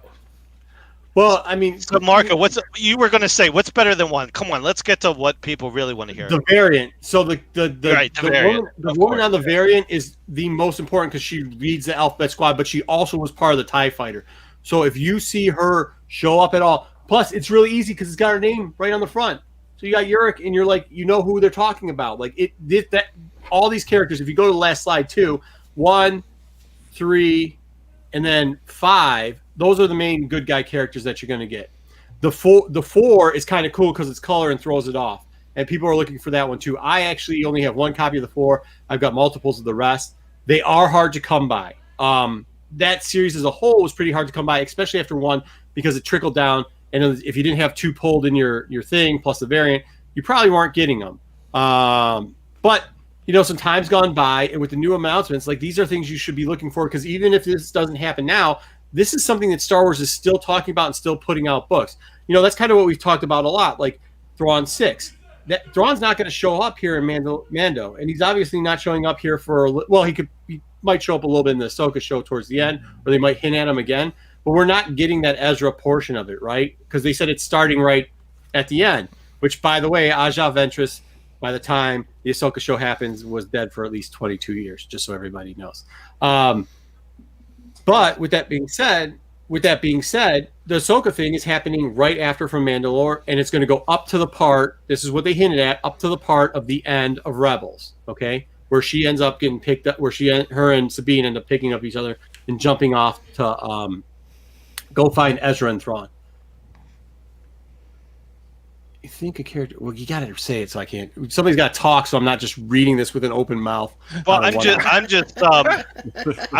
just kind of smiling right now. That was fun. On Diamond, I looked up the TIE Fighter, what the number 1 variants were, and the JTC action figure variants. Yeah. They just did a TIE Fighter. Yeah, it's just a TIE Fighter. Yeah. Yeah, we showed it on that other slide. It was just a TIE Fighter that was on there. Oh, see, I wasn't paying attention. No, that's all right. What happens when DC comes out? I don't pay attention either. Wow. Those TIE Fighter, no offense. No. Those TIE Fighter action variant, the action figure variant, where it's just a tie in there. I mean, they're good luck finding one. They're all right. I've looked around here and I haven't seen one. So look, these are just things to keep on the end. These are just. He's talking about the one on the way right. So, the one on the middle. One, get it. Yeah, but that's it. Like, these are just things you should always. Don't we all just remember books in our head, and sometimes we even forget what it is. So even if you're not a huge Star Wars fan, I'm trying to show you a couple books. Like, if you see these, like, especially cheap, pick them up. I'm not saying pay market for any of these at all, especially not those variants. Do not pay market for those variants at this point. But what I'm saying is, if you find these cheap, like, you might find them in a box sometimes because maybe people weren't on. Maybe you didn't have, Alphabet fans. Maybe you didn't have people reading the novels, because this was literally a tie into the novels. Just like when you had the Galaxy Edge stuff, like, harder to find some places. When you had, what was the Fallen Order, right? Like, my LCSs, it was hard to get the variants, especially when you got down to 5, because people were tied into it because of the video game.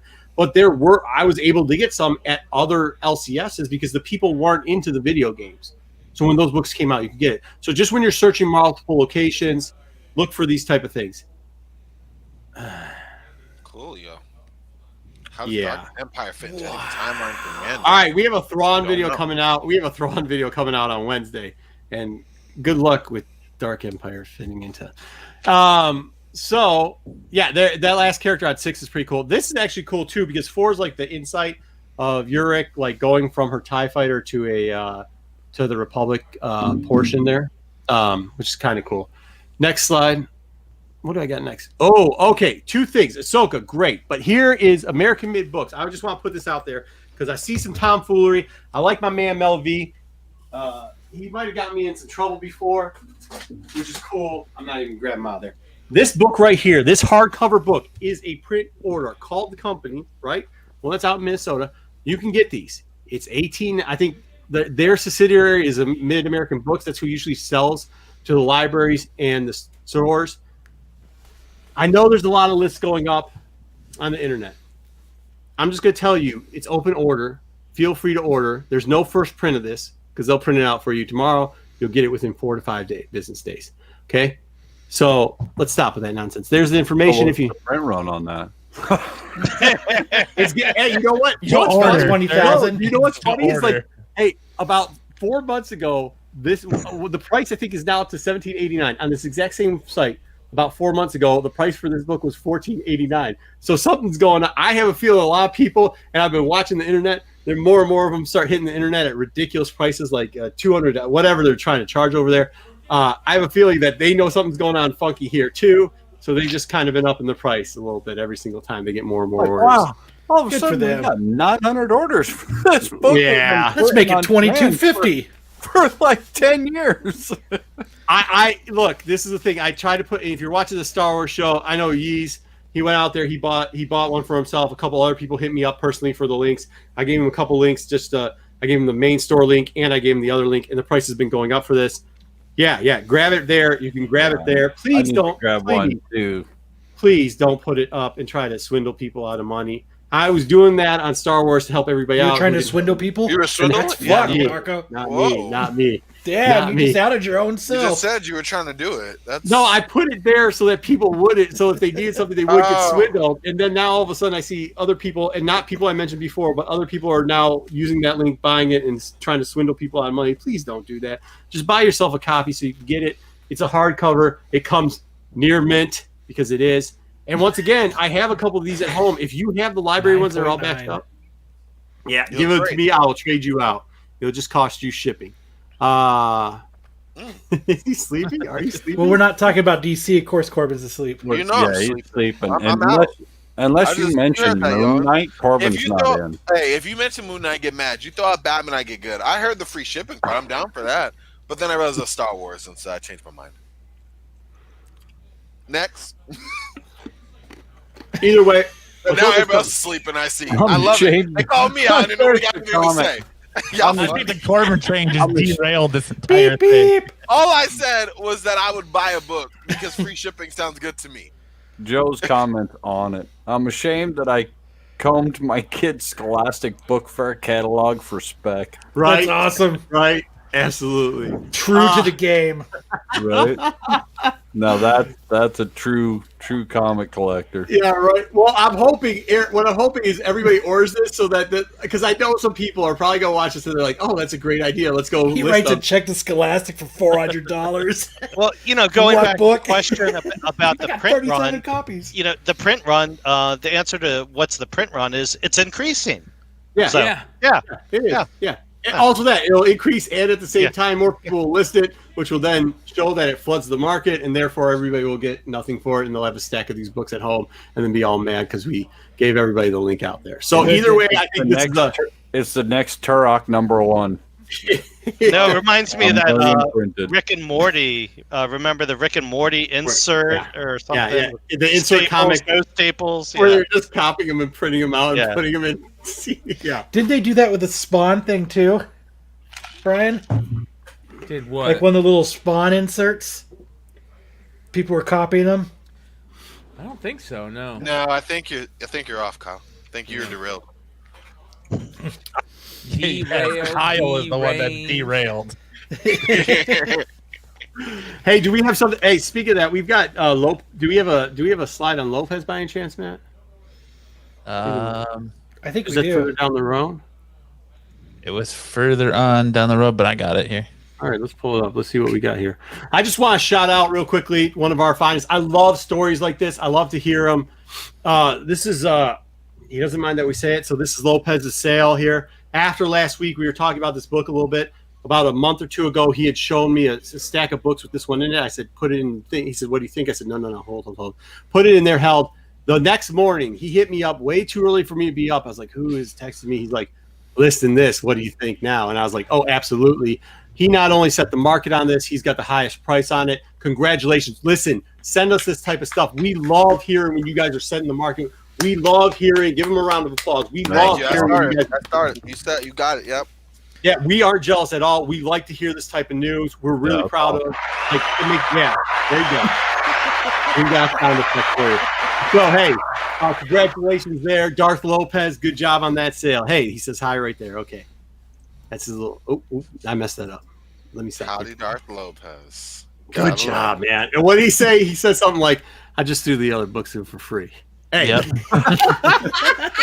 Because I'm a nice guy. Because I'm a nice guy. He is a nice guy, by the way. Very nice guy. All right, what do we got next? Let's get out of the Star Wars realm before Kylo. The first real appearance. Oh, look at that.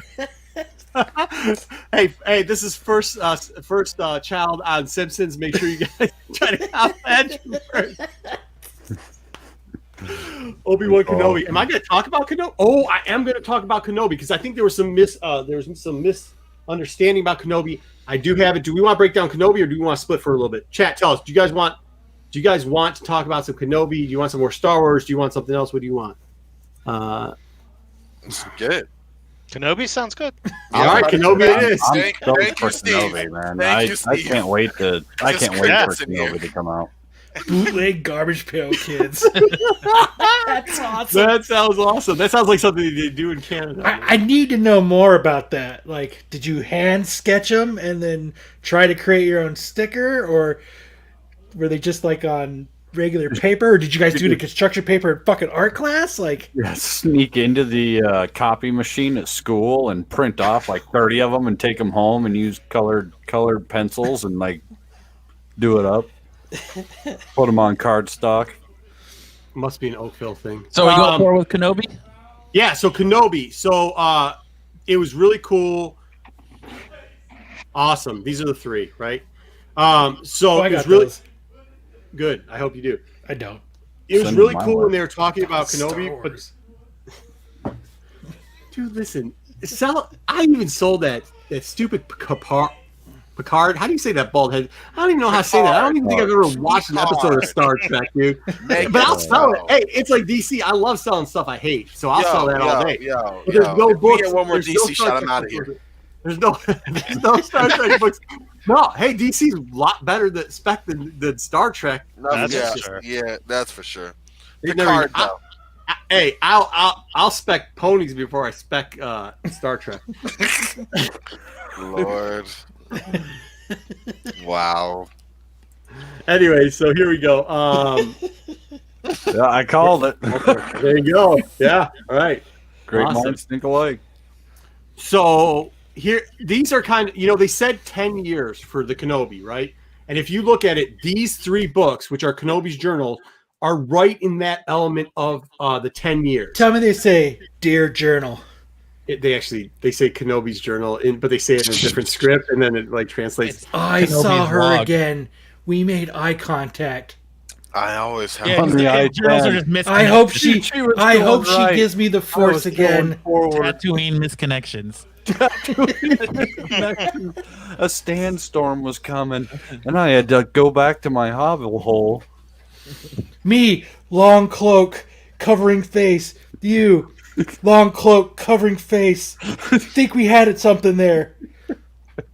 If you see this, use the Force. This is why I tried to give Willow. Should we run back to Willow? Because I was trying to get him to run it out on Willow and just not kill Star Wars. Yeah. You want me to No, go ahead. Go. That was Go- a go misconnection. No, we're good. No, it's You fine. lonely fan person, me, hobbled old man sitting on stone and cloak. Okay, so yeah, no, it should be more like me, old man, beating up Tusken Raiders. You, little boy, me stalking Yeah. you through these Yeah. journals. Because that's Dear really what little happened. boy who I looked at through binoculars for the last 16 hours. Okay, that's not fair. Do you like my saber check? Is yes the or Force with you today? That, If you saw me, tell me what color my cloak was. Tell me what color my lightsaber is. Yeah. and then Tell me- Tell me how big my lightsaber was. I snuck All right, closer no, to you you today. use Could you lightsaber. feel You the don't heat use from my lightsaber. saber on the back of your neck? Now, let's take a moment here. When your boy was quiet, they said I derailed, okay? And now we are going down a dark path. Let's get back on focus here. Why is it? Yeah, he's bringing it. Thank Okay, you. I appreciate that. Thank Thank you. you very much. Thank you Yes. very much. All right, so here we go. Beep, beep. So, There you are. so We gotta when you get know it, chugging. we said it was approximately 10 years, right after they kind of hint of the last movie, but it could be of the birth too. So that we're looking at like 19 BBY. For those that don't know, before the Do you Battle of like Heaven. my saber? Check yes, no, or maybe. Wait, you're not helping, bro. We're trying to get back on stage. Are you serious? Why am I here? Chat's fire. Chat's fire. These books are hard to find too, and It's not give him to credit. This is not the beer tab you want to charge for. Ain't that hard to find? You can find them. I have faith in all of you. Use the Force. I got Jesus. That is hilarious. Okay, I'm crying. I'm seriously crying at this point. What was I? Oh yeah, this is about him stalking Luke, isn't it? Yes. So listen, 19 BBY, right? They said it was. They said this series saw Luke in the shower. Boy, he's really becoming a man. All right. Okay, that was enough. That was enough. I gotta get through this. So they said it was going to be 10 years after. So 19 BBY is the birth, right? We got the birth there. So you figure about a year there or so. They go on a little bit further down. That's where these books start taking place. Luke is 8 years old in number 7. We have an Obi show you can watch. I'm not going to tell you exactly what happens in here, but pretty much he is stalking Luke Skywalker. He's on Tatooine. You show him go through the different areas. I wouldn't say he's stalking so much as he is protecting. He is watching his life events and making sure this don't show up and find him and kill him and take him. Day 483. Kenobi's be a good Luke choice. used his left hand in the shower. In the first one, he does kind of stalk him because, like, the guys come in and little Luke passes out and falls on the ground, and he carries them home and drops them off without saying hi to anybody He or buying it. roofied Luke. So these were what were these? These were 1 in 100s, right? Or 1 in 70. They were 1 in something really expensive. There is other variants to some of these that are pretty nice. I might do a giveaway or something like this right here. Kind of, we can't see that. What am I doing? Look, I'm gonna pour myself another drink. Here, I'll make you. Yeah, I have a hard time finding those black and whites. I've been looking for a little while. Steve, hey, Steve. He needed to get the big treatment. There we go. Yeah, so I mean, like, you got the Mayu ones that are already pretty sought after because of what he did in a lot of those, and he wrote the last portion of that. But when you get after you get past 7, right, you start getting into a lot more of the Mayu stuff. You get into 15. By the way, they bring in a character that we might all know called, at the end of this, Jabba talks to Black Canasta. Yes, that is the Black Canasta from the Afra series. They get in a fight here, and Owen's there. It goes through the span of about 9 to 10 years after the birth to about 14 years after the birth, which is similar to the span that they said that the Obi-Wan show was going to be at. We do think that Darth Vader, or the Anakin / Darth Vader portion, is going to be a lot of flashbacks. The interesting part about up the wrong book. The one where Canasta and him fight is the one on the far right. Yeah. This is the first time he showed up. No. Yeah. Well, this one he shows up at the end with Jabba because Jabba sends him out. Yeah. Oh, I didn't hand up this one. Well, whatever, man. Right. There you go. All right. In case I confused anyone in the audience watching. Is it Canasta? What? How do you say Black it? Canasta. What? Who? You're gonna ask me how to say a name of a character? Was it Patrick that just said? Grandparents used to play Canasta. Yeah. I was about to say, where did that come from? Patrick. Canasta. That's like the white people version of spades. Patrick said we should play a game where you guys just throw up random names of Star Wars or random pictures of Star Wars characters. I try to pronounce their name. Let me see how many I can get right. I was like, yeah, dude, I bet against myself on that too. You know who I'm talking about? The big hair.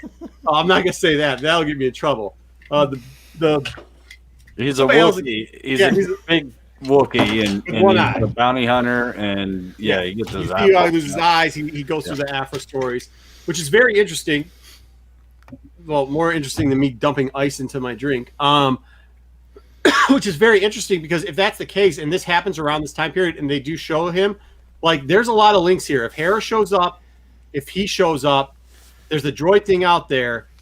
You know, there's a lot of opportunity for Dr.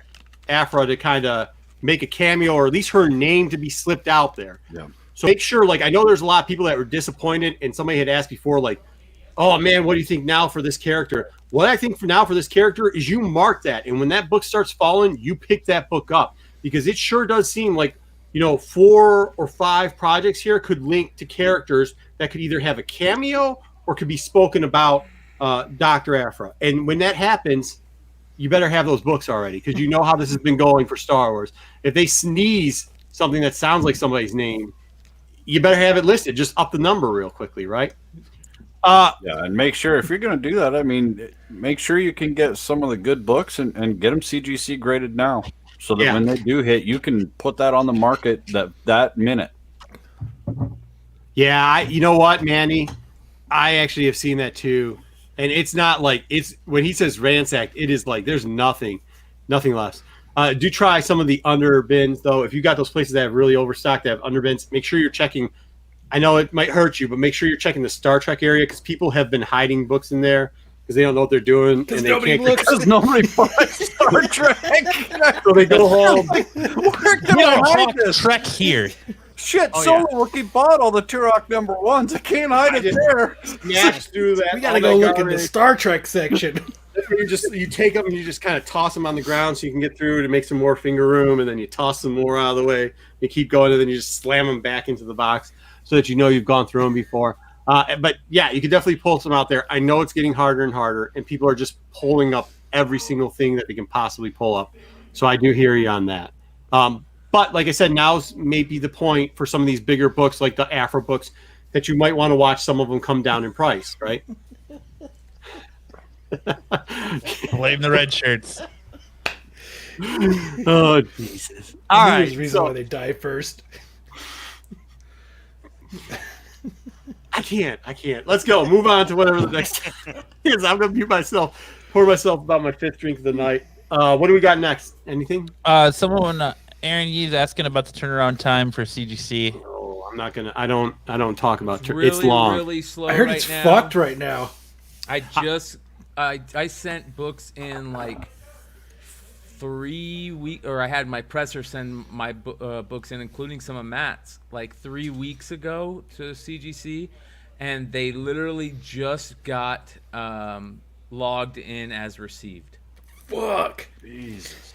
That was Plus like the mail is running really slow. I mean, That's for anyone amazing. who's been selling on eBay, I'm starting to get messages from buyers, and even the ones I haven't got messages from.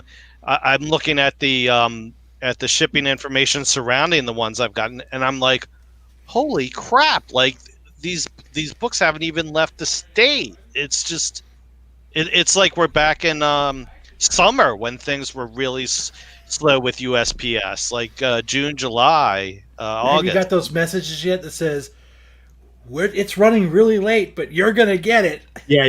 We're running behind. But Well, that's what I'm trying to tell my buyers. I mean, I don't have control over it. I really pride myself on shipping things out really quick, but there's nothing I can do once it gets in USPS hands. I got something I'm waiting for, and it's at the Phoenix, I'll get to this. the main Phoenix post office. I can drive there. It's only a few miles from my house. I could drive there and get it, and it's been sitting there since December 5th. Yeah. Yeah. So this question right here, I'll answer this. It was Asherat Het who becomes Darth Krayt. That's what that is. And you're talking about in the legacy books, you got to go back to like, what is it, 8 in the regular books when you go through the Star Wars. Star Wars 8, yeah. Yeah, is that 8 and 9? That whole run's pretty good for the Dark Horse run. Yeah, dude, that's why I do it when I get there really early so nobody can see me doing that, because you're right. But if you throw one, like if they look at you sideways, just throw a Star Trek book at them. It's probably only worth 25 cents, so it's not going to make a difference.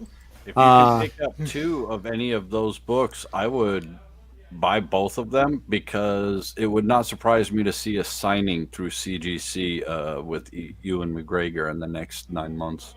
Oh, on the 9 of the Legacy one? Yeah, the Legacy on any of those. Well, Obi-Wan journal style books. Oh, the journal styles, the black and white. I'm talking about the old series, the Dark Horse series, where it's the right, where the Krayt Dragon and all that stuff happens, and then there's the other series, the Legacy series, where it's the purple cover with him standing like this on the front of it. The other, actually, they're both like this. So the Asherat Het first appearance is him. Could be him or his dad. Yeah, I know. Standing right there. Could be Asherat Het or Sherrod Het. Either way, but that's that's a segment now.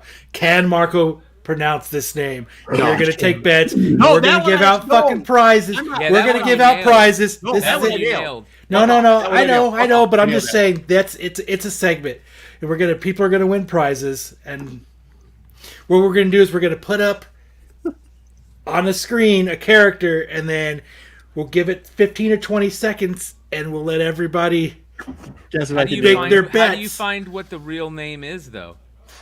Yeah, I mean, you can't like Google this shit, dude. It's not like there's like Google places. Translator. No, there's places I'm sure where we can find it where it spells it phonically. Siri will do it. Yes. Oh, get out of here. Yeah, and we'll ask Siri. Right, that's we'll what we're have gonna a do. contest. Who pronounces it better, Marco or Siri? Oh yeah. Hey, this is the truth right there, man. I don't even. I just. Ugh, I can't even do it. That's why I don't want to talk about it, because they've been good to me for years. But man, 15 weeks and counting. I'm sorry about that, Dwayne. I wish I could apologize. They used to have good people there, but then somebody kept calling the front desk and harassing them, and now they don't have it. The mail is taking a long time. I agree. That was a joke, by the way. That wasn't serious. Is it because they're doing all these private signings? Is that what, do you think it's fucking it up, or? I think it's a combination of slow mail getting in, slow mail getting out, and so many people. Dude, there's some books where I'm like, why would go? I don't know about you guys, but I go online just to do the CGC thing to see what grades are 9.8s, and I'll take a $20 9.8 on some waiver sometimes. And you're thinking like, who sent in all these books and graded them for it's not. Yeah, you paid $18 for. You're losing money on these books, but for $20, I'm not breaking even. I'll sell for something at a show or something. So people are just selling and sending it. I think it's a combination, Kyle. I think it's a combination of people are sending in way too much stuff. The mails run slow. Obviously, if you've ever seen, we're not going to talk about that. A couple other factors that play into that. Maybe they're overextending themselves. Well, it's better than the other options. So What's the other option? we'll send it to CBCS. Oh, there you No, see Jackson will never be big, ever. It would take a fleeting miracle. For as much as I love the character, it will take a fleeting miracle for Jackson to get giant. I don't think so. I think all you. No, So why I don't think- you like CBCS? I don't mind CBCS. Just the value for resale, the value isn't there for some reason. A long time ago, even when CGC's things were warping books, they still held better value in the long run. I mean, Is it it's just namesake? It's like Uber or Apple, or it's just that's the name, right? I mean, hey, I'm not going to buy a PGX, but yes. It's also the amount of time that CBCS took. They've been known to have, even if you think CGC turnaround times are crazy, CBCS They went over to turnaround Beckett. times were nuts for a long time. It used to drive me fucking insane. I've had 2 books of mine for 3 weeks now, and they're still in received. They haven't processed through, and I fast passed them. So I don't know what's worse. The guy from. I don't want to slander the guy. Okay. All right, I'll change the subject for a second. Yeah. You mentioned Jackson. What are the chances Tag and Bink show up? Because I'm hoarding those books, and I'm kind of waiting. Yeah. Yeah, John, I love these Star Wars Galaxy. Never. Oh man. I think they're great characters. They would be great comedic Star Wars characters. They're Tag and Bink? Yeah, Tag and Bink, and there was a lot of hype on them a couple years ago. And Yeah, it I died remember. down. Yeah. I totally think that They rolled out another book. where's the comedy in Star Wars? Well, so this is it. If you think about it, a lot of Jackson shows up all the time in those. So for those that don't understand it, Marvel really just has IDW distributing their books. That's what that IDW Adventures is. It's a Marvel book that they just have them distributing it, so they get to put their name on it. Okay. And that's in that IDW line. They've been doing a lot of Jackson side stories, kind of like Tales used to have before. So I think between Jackson and then if you hint at them, they reran a Tag and Bink of a whole new series. So I think there is an element there, especially when you start getting to animation, right? Look, Resistance didn't work. You're going to probably do Son of Dathomir there. You're going to do, we're obviously going to get the Bad Batch, but eventually that stuff goes out. What else could you target? You've already done Forces of Destiny once. You need to come up with something short and funny. The Mimi stuff or the little shorts that they're already doing, the stuff they're doing on StarWars.com is okay, but eventually that's going to run out. You have to come up with something else. And Jackson is the perfect character to do that. I mean, he is a little bit of a clown, but you've also seen him. The Darth Vader variant cover that has Jackson on it does very well. There is some heartwarming stuff to him. He keeps showing up every 2 or 3 years in canon type stuff. So, I mean, he doesn't actually show up in the canon type books, but you know what I mean. because the Tandem Bink scene was filmed for Solo, but was cut for time.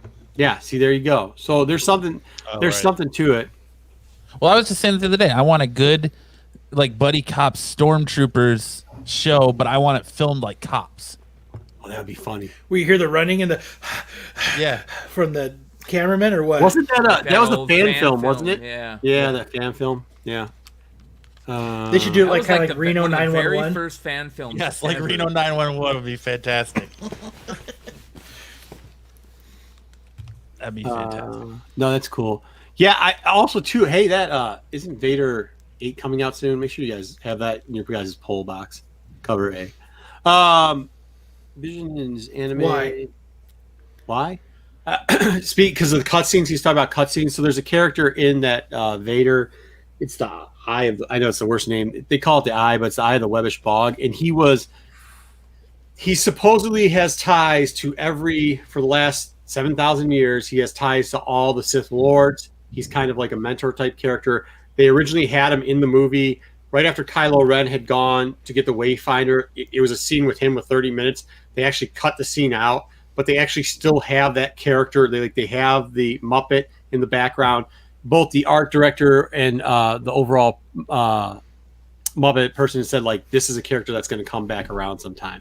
So it's going to be his first cover appearance, probably his first full, and they're probably going to give some backstory. He definitely has something to do with Palpatine, Vader, and Kylo Ren.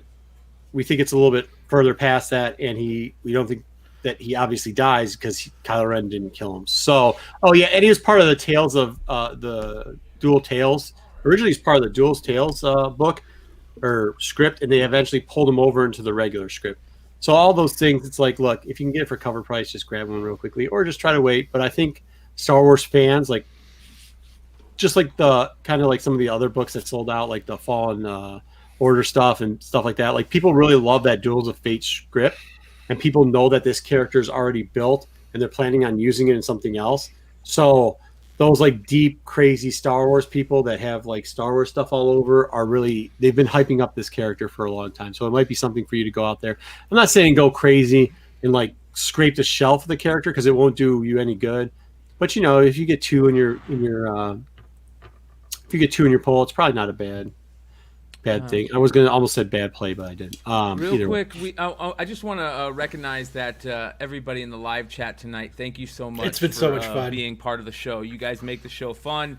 I know I say this every show that I'm on, but it's the truth. You make it fun for the people who are doing the show also. So we appreciate you. We appreciate your feedback. Listen, oh man, Corbin I had a loves nice it too. cherry Shasta.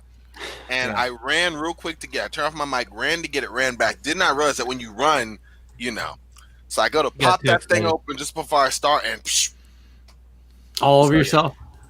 Yeah, my jacket is no longer here. Yeah, yeah. But anyway, I'm back, George. Cool. What would be a funny Stormtrooper show? Would be remember that comic that we did a comic theater on, Hank Matt Johnson, Agent of S.H.I.E.L.D. or Agent of Hydra? Yeah, so if they did a couple dudes that were stormtroopers that really hated their jobs and they dreaded clocking in. You got to see them on their day off. And you got to, in their day, kind of like they're at home and their kids are bitching at them and their wife hates them. And then they got to go on and put on their stormtrooper suit and they're like, why do they got to tell us we have to fucking miss all the time? And, I don't know, that'd be kind of a funny show. That would be. I want to remind everybody also real quick that tune in Tuesday night, you guys, for a really good show on the channel that everybody loves. Comic Book Women. They are going to have Megan Hutchinson on this Tuesday night at 6 p.m. Pacific Time, 9 p.m. Eastern. They have she just announced this really cool cover for Ha Ha, so she's going to be on the show. Make sure you guys tune in. Laura, Lucy, and Jen are great.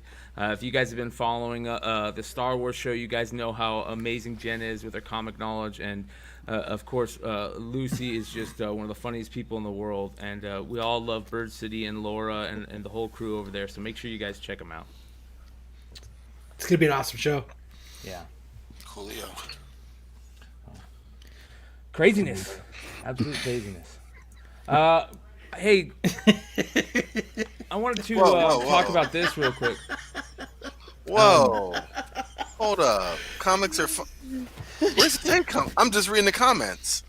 So I know I talk about Wizards all the time, but this is an important one. I kind of talk Brian about doesn't this care a about it. little He's got bit. something more important to talk about. A little bit on Drunken Chat the other night, and this is really cool because it has a poster in it that's probably one of the best pieces of comic art that has ever been produced, and a lot of people don't know about it because it was only produced in Wizard in this for this poster, and it's a Alex Kingdom Ross. Come poster by Alex Ross. That's absolutely amazing. Yes.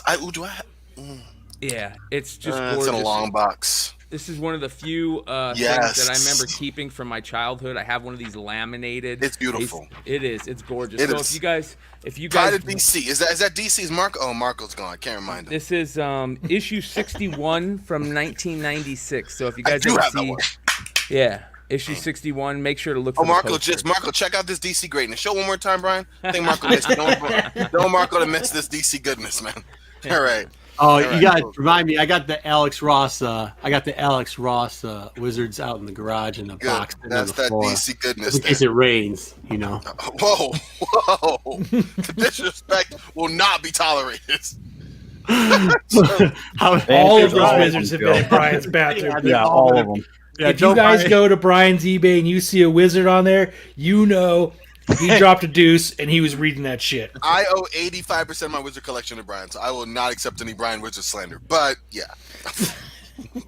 Hey, Steve, what do you got? You picked some stuff up too. What did you got that relates to all that? This is why I like pickups that kind of relate to what we've been talking about. Wait a minute. Well, all right, I'll do the ones that relate. Hold on. Let's see. So I already showed the TIE Fighter and the Rogue Squadron, right? Yeah, that's good. All right, so that's good. Those are good books. Oh, so these 2 copies of the with the guy who leads the Time Variance Authority, right? Nice. Yeah. I already sold one of my. What are those Fantastic Four? What? 353. 353. Yeah, I think the guy Owen Wilson is playing the dude. Hey, do you rebag? Do you rebag when you sell it? Just asking. I generally do not, unless it's terrible. I mean, that's part of the bargain in my bargain comics, right? I mean, right. you keep costs down by not. Bagging boards cost money. No, well, you know, actually, I think the boards are negligible. It's really the time, right? Yeah, I went a whole 4 years without bagging and boarding a single comic. Yeah. It all went down in watery flames, but it happened. Right. Yep. What? Vengeance #2. You know, second appearances tend not to get, too hot, but Ooh, I don't know. I just got a feeling with Miss America. Cover. Why not? And especially, I got this for $1.59 with tax. That's a pretty cool cover. Yeah. Delato, early Delato. You can't go wrong. I got a few of the. I see these are selling decent. I mean, I don't. They're not bananas, but. What is this? This is the third print for Batman the Dawnbreaker. And even I'm seeing, let's see. What else do I have? Oh, there's a Dark Knight's Metal in there. Right? Oh, yeah. The Batman Who Laughs. I guess the markets. Does that do anything good? Because I got a bunch of. I think it's doing. I mean, it's doing okay. It's no Teen Titans 12, but I was kind of surprised looking up on eBay. So I was like, I'll pick up a copy. Now this one is the best of the. Has so far done the best out of them. Good. I got 2 of those left. Tell me how much. Right? What can I sell that for? What can I put it on? I mean, nothing crazy, but you do see it pop every so often when either he gets mentioned for the Flash TV show or the Flash movie, whenever that gets made. I'm just gonna mail it to Corbin. I'm here. Once I knock the tack, and I'm scared I might. Here's 2. You're sitting on a tack. A JSC and a Hughes. I'm worried I might. Hold on. Sometimes not every JSC and Hughes pops, and these never really have. But I saw someone sell them together in a set. This is the 2011 one, so you got the Hughes here and the JSC. Nice. Maybe. I like the other JSC one. There's another JSC one. It's Hero #1, and it's got the boys story in it where they don't reprint it anywhere other than. Oh yeah, I love that one. Right? Yeah. Yeah, I like that. Secret Invasion. I figure the number one. Why not for $1.59? And this is I think number 2 second print, all scroll cover. So I figure the second, third print craziness. Did you say $1.59? Did you say $1.59? Yeah, because I include tax. They sell for $1.50, and I put the tax because Hey, my bargain comics is how it goes. Yeah, you gotta have it all in. That's how we roll. Still picking up the Moon Girl. I know a lot of people were disappointed they didn't announce here. This is the story so far variant, and this one surprised me.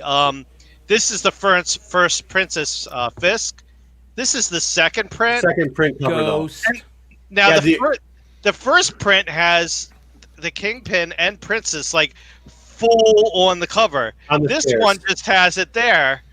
I mean, you it's exactly like we talk about. Don't try to make sense of it, because to me, if I were running the market, this one would be worthless, and the one that had them prominent on the cover would be big. But whatever, I'll go with the flow. That second print's really hard to find. Yeah. Mm-hmm. I may get some more. And the only other thing I picked up, I think I've seen the Borderlands is getting hot. And I don't think any of the Origins 2. I didn't see any listed on the Bay, so I picked that up. And then I'm interested in stuff like no one else is interested in. That's like my thing. So well, at least back in the day, it was just Topher, Trey, and I. And Ben and Ben S, who were interested in the DCUs. So this is a rare 2-pack. Wow. December 1994. They didn't do a 20-pack for December 1994. So these are only found in 2-packs, and that's that DC goodness I like. Yeah.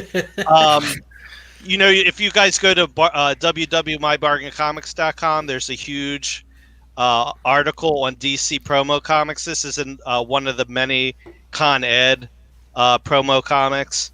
I haven't opened it up to see what's if there's any goodies in it, but that's interesting. Goodies. Yeah. How many bars do you get with that 2-pack? Is that like a two bars? Is that an AT&T 2 bars? AT&T 2 bars. Yeah. And then we got the then we're going to work on the Marvel promo comics, right? Ooh, that's nice. The next thing. So this is the Chevrolet custom edition. That's awesome, that was in conjunction with the movie. And then I've talked about my free pickups before. This was a LCS in the area. Had a bunch of the Image Plus magazines. I think these have some hidden value in them. Like I know there's one that's like the first God Country, right? And even the Here's Negan started in Image Plus. Mm-hmm. And they just had them. They're like, take them. They're free. I'm like, okay, Yeah. So this one is 7 to Eternity 1, right? So you never know when those could hit. I've got a bunch. I'm not going to show them all. No, that's kind of, so like that was kind of funny because somebody asked the guy that said that he copied stuff at Baltimore City, whatever, in the teacher's office. He's asking about those the Star Wars Galaxy stuff, and I had gotten a bunch of those for free. And it turns out that there's some good pulls for that the X-Wing Rogue Squadron stuff in that too. So don't ever pass up on stuff like that. Thanks for that, and make sure you check Steve out at my. Hey, he's got it all lined up there. This is what I like about Steve. The IG is my. I'm shameless. I'm shameless. Pick him up at the eBay. Check it out. If you want the best prices on the Bay, as he says, there you go. Right. Yeah, the www. He does do really good stuff over there and watches YouTube videos. Thanks a lot, Steve. I appreciate it. What else we got? Oh no, I got it. Go ahead. Oh, go for it. No. It was nonsense. Go for it.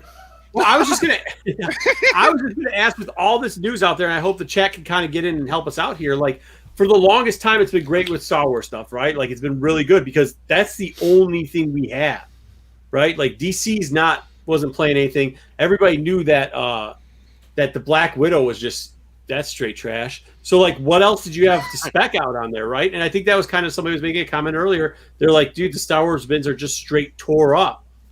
Are we going to see a little bit of a market? Do you guys think we're going to see a little bit of market shift now, where some of the money's going back into some of the Marvel properties? Because like, sure, there's always a little bit in there. There's always a little bit someplace else, but it wasn't like people were going gangbusters like we've seen in the last 48 hours, where prices are going crazy across the board. Do you think we're going to see now people stop buying like dead books for Star Wars, and they're going to be a little bit more choosy over there, where they're actually going to buy first appearances of characters that might show up in the next 4 or 5 years, instead of like some random offset character that maybe not even in the real canon timeline?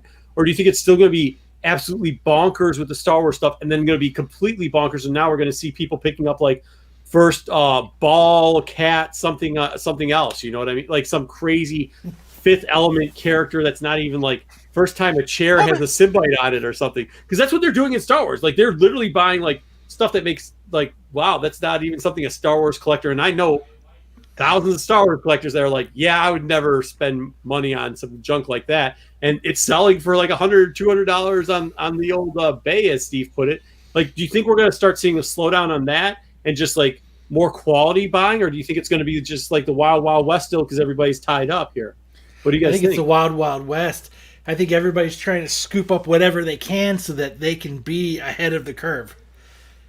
And I think it's just, you go in there, you just buy everything, and you know what? If 3% of it hits, chances are, if you're buying it cheap enough, you're making your money back. And I think that's what they're going to do for quite a while. I don't know. That's just me. I think Steve has a different idea. Well, I mean, I got concerned because I don't do a whole lot of auctions on eBay. I like to buy it now, and of course I started an auction, 3 auctions last Thursday, not thinking about the Disney Investor Conference, and I kind of didn't do so well on those auctions because I think everyone was so all the money was going towards Marvel and Star Wars. 2 things come to mind. One is, maybe it takes some of the spec away from some of the indie stuff, because you saw all the Ice Cream Man and Something Is Killing the Children get hot. I wonder if some of the heat comes off of the indie books. And then what was the other thing I was thinking? I mean, I don't think there's I do think it is a zero-sum game. I mean, people don't have infinite discretionary income. So if they're spending more on Star Wars and Marvel, it's got to come from some other place. Although surprisingly, I was surprised. I sold that Countdown Presents Search for Ray Palmer, the first Plastic Woman, which seemed like that's like the ultimate like flash in the pan. Like if we ever see that Plastic Woman movie get made, I believe in that about as much as I believe in the Black Adam movie. And how I feel about the Black Adam movie. I feel like, I'd love to see it, but I mean, it's been teased for so long. I think all this heat on Star Wars and the Marvel streaming and movies could pull money away from other speculation and investment areas. Yeah, JJ summed that up real well. Yeah, but that's what I'm saying. Like, they've been wiped out. We obviously know some of that. Like, some of that stuff just isn't going. Like, it's not gonna. We knew some of it was short term, anyways, right? Like, Lopez hit it up perfectly when we were talking about that book. He was like, we knew that wasn't a long term book. We know that it was burning out quickly. He hit it while it was hot. Like, I hope everybody in the chat does that too. I hope everybody that's listening does that. Like, make sure you already got it listened. Make sure you're striking when it's hot. Make sure you got it ready to go, right? Like, I get that. But what I'm saying was, it was so crazy, and people are just wiping out everything in these things. Are we going to see it? Like, of course, I went after the news. I went back to double down and see if there was anything else. And they play, like, if I left any crumbs, I wasn't even handing out crumbs anymore, because now it's not even a crumb problem. The only inventory I got left is over here, and that's DC inventory, right? Like, everything else I'm not saying that to knock it. This is what I think it's a time to buy DC. Like, if I could buy, because it's cheap, I'll buy independents and cheap. That's what I'm saying. What Steve says is exactly it. Like, I buy stuff right now that I think, like, okay, cool. People are so focused on Star Wars. I bought hard. I mean, that's not true. I always buy Star Wars, but I didn't buy as much as I normally buy in Star Wars because, look, man, either people were pricing them up too much, or I mean, I know there's people that were listening to our shows and going and telling dealers who are friends of ours, like, yo, you see that show with Marco? Make sure you mention this book, this, or he was talking about these characters. These are their first, like, and next thing I know, Marco, he's the man. Nah, I wasn't So like that. cool. They're like, Awesome. don't let him rip you off. Don't let him rip you off. You know Marco. It's But that's Marco it, like- in the house. You see it, or you see the CBSI lists that are coming out, or something like that, and they're like, look, start getting on these things, even though they were cheaper books, and like, I heard Marco has an entourage when he goes comic diving. I hate that. I do not. I heard it whenever he goes in the store, 2 men come out of nowhere to fling the doors open and smoke That's right. rolls in. No, They throw comic pages in front of him so he can walk on them. And here goes Marco in his big mink Quick, jacket, get the wizards. glasses Get on, the wizards. Lay the wizards out. with his brass knuckles No, on. He's not putting even together a wizards, big heroes. time They're like, collector. they're like, this fool will buy here. No, look, I'll show you this. With his Jack. gaffy Look at that. stick Hold on, strapped hold on. on his back. You don't hear a lot anymore of like comics being bought and shelved. Like, you know how like Snyder's Witches run? You know how Right. Brad Pitt's company remember. bought it and shelved it? Right. Now you don't see that. You're not seeing or hearing that a lot anymore. I wonder, is that because now everybody is on this kick where we've got to hurry up and try to get this stuff into production and we don't want to sit on anything anymore? Or what do you think that, because you don't hear that anymore? I think you're going to get a reboom in that, and I think it's going to come on Amazon with Invincible. I think you'll see a big boom in them moving animated TV shows versus live action. With Invincible coming and all that, you'll see a lot. I think you'll see a lot more properties get optioned. Like, Is that just What you're because of talking about. preference, or do you think there's like a trend there in terms of like strategy? I just think it's untapped market. You're getting all that live action stuff. There's not a whole lot of animated TV shows in that market. So, But live action's gonna kind go of back where around. it's at now. Like, everybody is enjoying live action.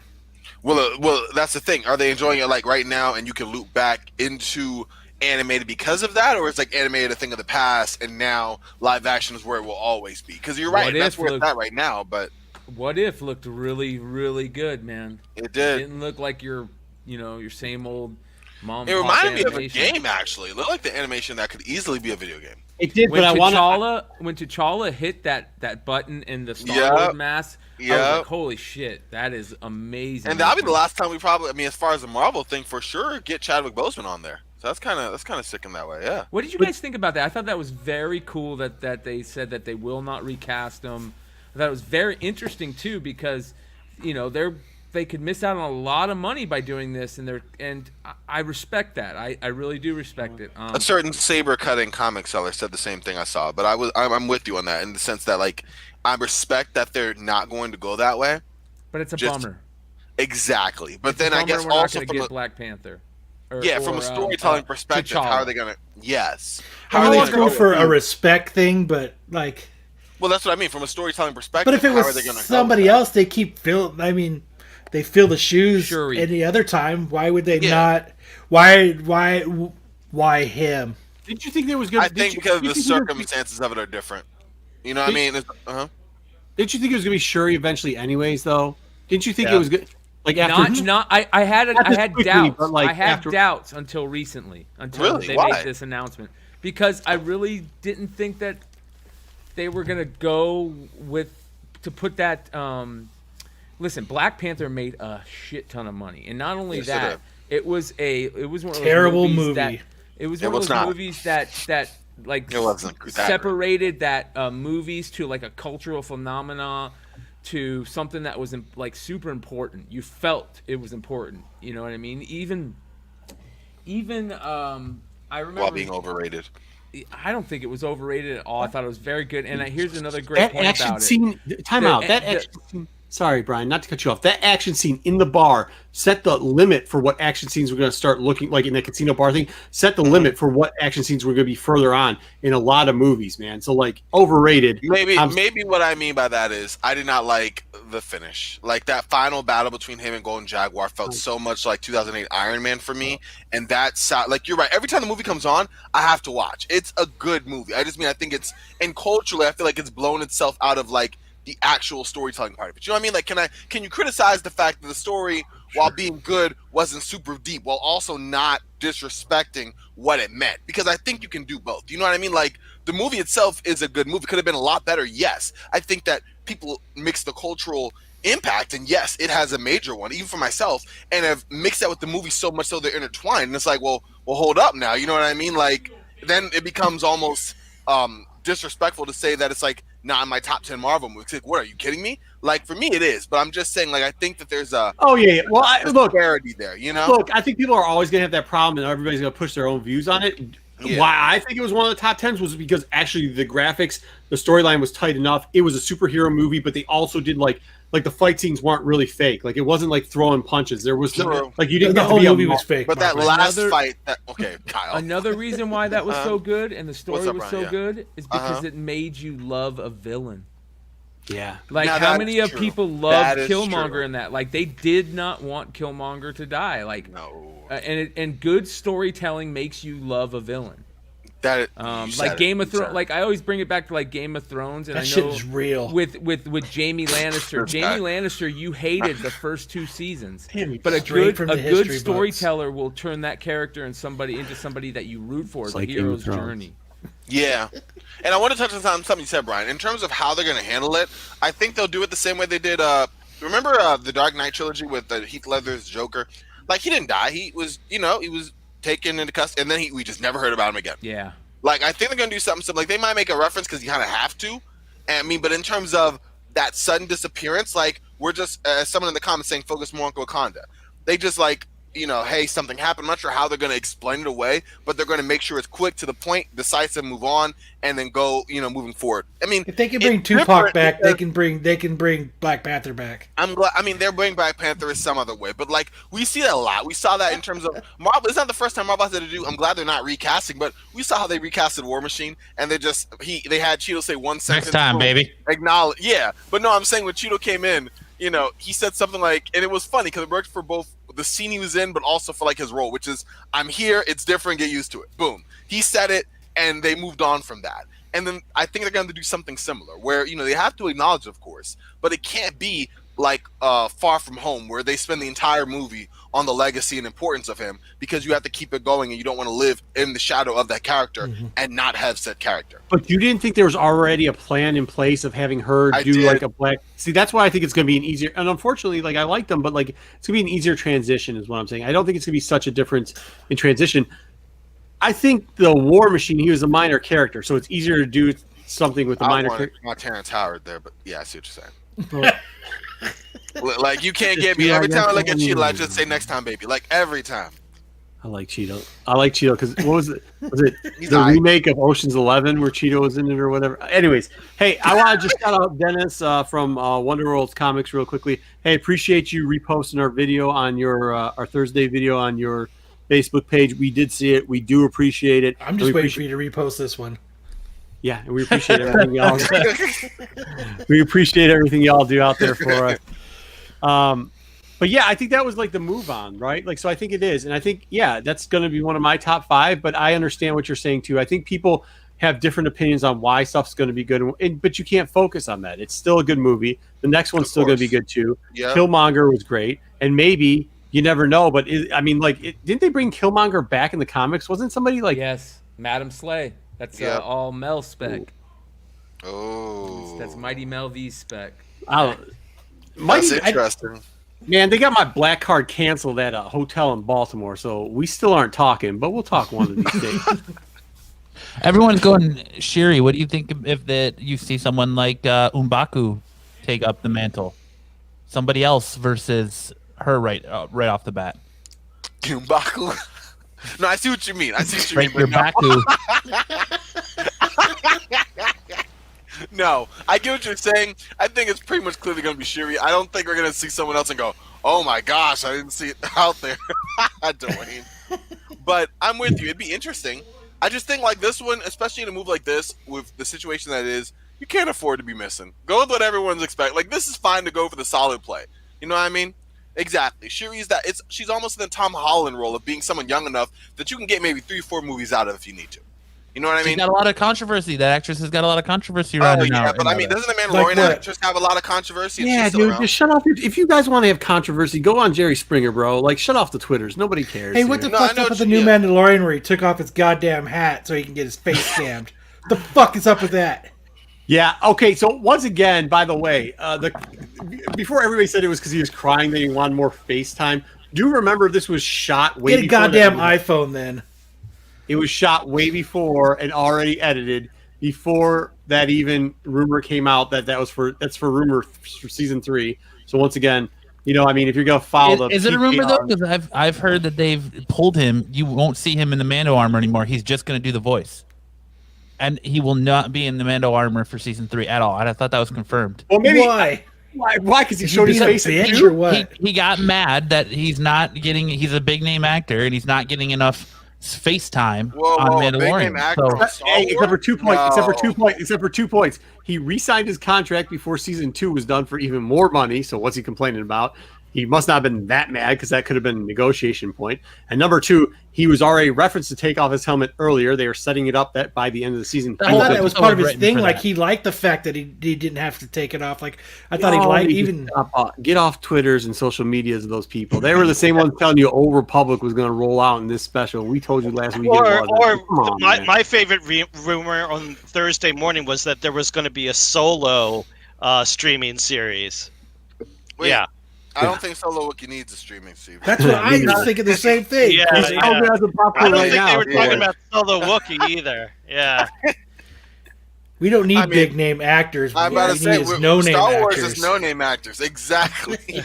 That was kind of weird. Shout out to that. You're right. There was a lot of chatter about a new Solo series coming. And people were insistent. Like, I was like, no, they're not going to do that. Oh, they like to prove Disney likes to prove the critics wrong. I'm like, all right, I'm not going to argue with you about it. All I know is I need a Boba Fett workout video because that dude looked like she shed some pounds. Dude, he went from Boba Fett to Boba Fit in one episode, in 2 episodes. Yes. He put out one of those girdles. What are the girdles they call them now? Slim weather girdles or whatever. He put on one. He put in Spanx. Spanx, yeah, that's it. That's what people put on Spanx. Hey, I'm telling you, like people were texting me on the phone, like, y'all see Boba Fett put on Spanx? I was like, God damn, that's funny shit. But no, that's hilarious. I do like the repaint. That repaint was real cool, man. He busted out the hobby paint and touched up that armor too. Yeah, real quick. It was a good episode, honestly. Like for a Star Wars nerd to see the inside of Slave One. That was like, I don't let my kids watch that because they are younglings and real young. Like younglings, yeah, they're real small. Yeah, but for that, to see the inside of it. I wouldn't let them watch the fighting stuff, but to see the inside of Slave One, like I let them do it because they play with the, like I know people are gonna be like, this Corbin's texting Vader right now. Yeah, he's gonna be like, but I let them play with all the original stuff, including the Slave One. You know, the Slave One where they had the carbon Han. They lost that thing, so they had the carbon Han come out the back and all that, and like you rotate the handles on the back. You press the thing, and rotates. So like they're like young, they're like under 6. So I was like, well, it'd be really cool. Like they get to see Slave One. How cool is that? And they showed a lot of cool stuff for Slave One, man, and they loved it. Does not lie. They loved it. Oh, jeez. I did, the last and a half episode of Mando, I thought it was good. I liked it. It was kind of slow, and but I overall, I actually thought it was good. I didn't think it was slow. Well, I mean, this was deep because it's all fan service, right? But this was like deep Star Wars fan service. This episode was like they made this for people like me. Like that's what they did. They're like, hey, we are finally going to give you what you deserve, and we're going to give you this episode. So like, we're going to get what you deserve. They're going to drive through a tunnel. Dude, I was happy all day till you just started ragging on me earlier about Star Wars. I was all good all day long. Oh shit! I did it again. Oh, the feedback is That's so what you real. get. That's what you get. That's what you get. All right. Oh man, I'm crying. It should be cool now. It should be cool. All right, we're good. No, but that was a cool episode, and then they're coming out with the rest of it. Like I said, that's the rumor mill's fun. Let me make right? some more Like, noise real quick. the rumor mill's kind of funny, and we try to, especially on the Star Wars show, but on this show too, we try to go well, how realistic is it? That's why sometimes we get a little long-winded. Like Matt, that it was great analysis. He's breaking down and giving you a reason why maybe going after some of these books, even because they're cheap, like go get them now, because this has a strong possibility when you're thinking outside of the box, not just what's like easy on a list to name 10 books, right? Like, Look, let's think about it real quick. Let's think about how this works. We're all old enough and smart enough to figure we're not going to get 100% right, okay? But we're going to get it 50 to 60% right most of the time. Sometimes we do hit home runs, but like If it's DC, I get it. There's nothing wrong with the D. yeah, you know a DC, right? They're going to put out another terrible movie. That's what they're going to do. Oh, okay. Except for Hey, Wonder Woman. hey, hey. Wait. We've Except for got, Wonder Woman. we've got James Gunn. You It's- know? You said it. Yeah, Home of the yeah. Brightburn. I don't know, man. You saw the You know trailer what's of that our new one Wonder Woman shot? movie. This is our one shot. Okay, We you know got what it. James Gunn? You know what James Gunn did? Marvel was like, James Gunn, we don't need you. And James Gunn went out there and got a finer. He got a bitch that wasn't as good looking, but was like, oh, she'll do for right now. She looks okay in the sunlight, probably not so good. Like you get a direct light. They called DC, and they were like, Marvel got jealous real quick. It was like, no, She we're not backed letting that you mess Corbin around. shit. But your We're not letting analogy you is mess around with your anybody else. analogy is that James Gunn left a 10 to go with a 5 because she'd do more stuff. Hey, just remember, 2 5s is a 10. Wow. You know what Yeah, she does. But he You know what can she make that. He can make that 5 a 10 until Oh he no! leaves. Hey, Yeah. look, he might make her look like a 6 or 7, but he ain't Right. getting back up to a 10. So Yeah. the 10 got jealous, came back, snatched that up, said, She took off the heel, said, no, we're going, swung it around real quick, over. I'm Hey, lost. It's you. yeah, I know, because you got you. That's why you don't pick up enough chicks, bro. I'm just saying, like if you do it, you just make you would see a 10. You grab a 5, make her jealous, and you get a 10. That's all I'm saying. Any woman that comes in this stream right, Right now, I'm is like, messing with man, three Corbin's a fours. good-looking guy, and then they see the Batman and Superman or the Spider-Man and Superman poster, And they jump right off the train. Yep, beep, and they're beep. gone. They're like, look, we can't do this. You gotta pick one or the other, man. They can't be next to each other. Wow. I just needed something to make a freaking background, guys. I didn't really overthink this. Look at the fat old dude that just definitely's been married for 20 years, criticizing the young buck out there getting some too. Right? And don't talk about me like that. All right, we gotta keep it. Oh my gosh. Oh, somebody around. All right, you guys got me. So, hey, you see this one? I think this is directly to you. I can't eat. What? No, I've had too much to drink where I can't find the mouse. This happened last time. The chat is real. The chat is real, guys. The chat is real. The chat is real. Yes, we got a fire chat right now. 104 people watching. Make sure to hit that like button if you're having a good time.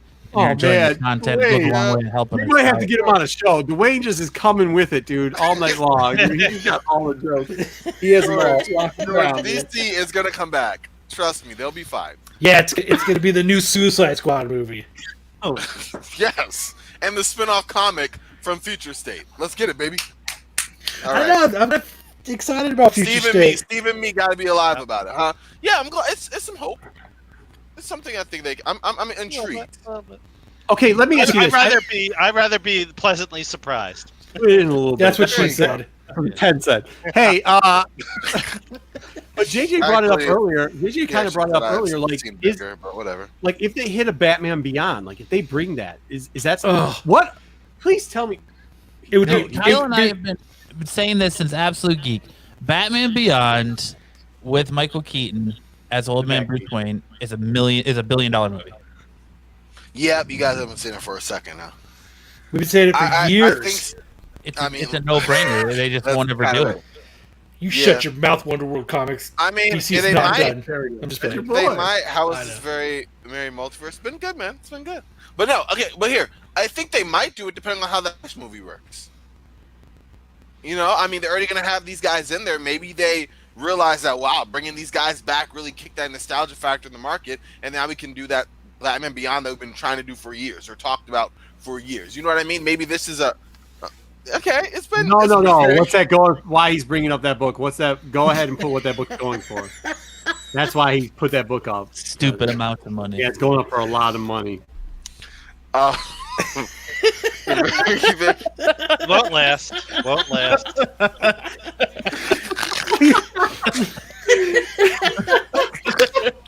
well, Marco. Okay. Yep. Solid. Yep. Solid. Game Wow. game, bro. That's all. Oh man. Someone has to take the hit. Yep. Listen. Wow. Someone's got to jump on that grenade. That's what the wingman does. You jump on the grenade. Yep.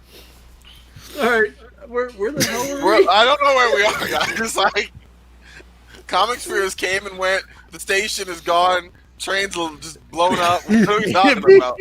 DC Future Dollar Bins, that classic. I mean, the last future state, the last future event that they did, that's where all those books are. Really, they're in dollar bins. It was a hard series. I mean, it was a hard series to read, Yeah. Well, I mean, a lot of that. even with 3D covers or lenticular covers or whatever the fuck they did. Yeah. My theory is the better looking the cover, the worse the actual content in between are. Because What I you're don't compensating for one thing or the other. You know what I mean? What? Well, someone said, What I don't understand is two things about DC. So if somebody can explain to me. Corbin. Death.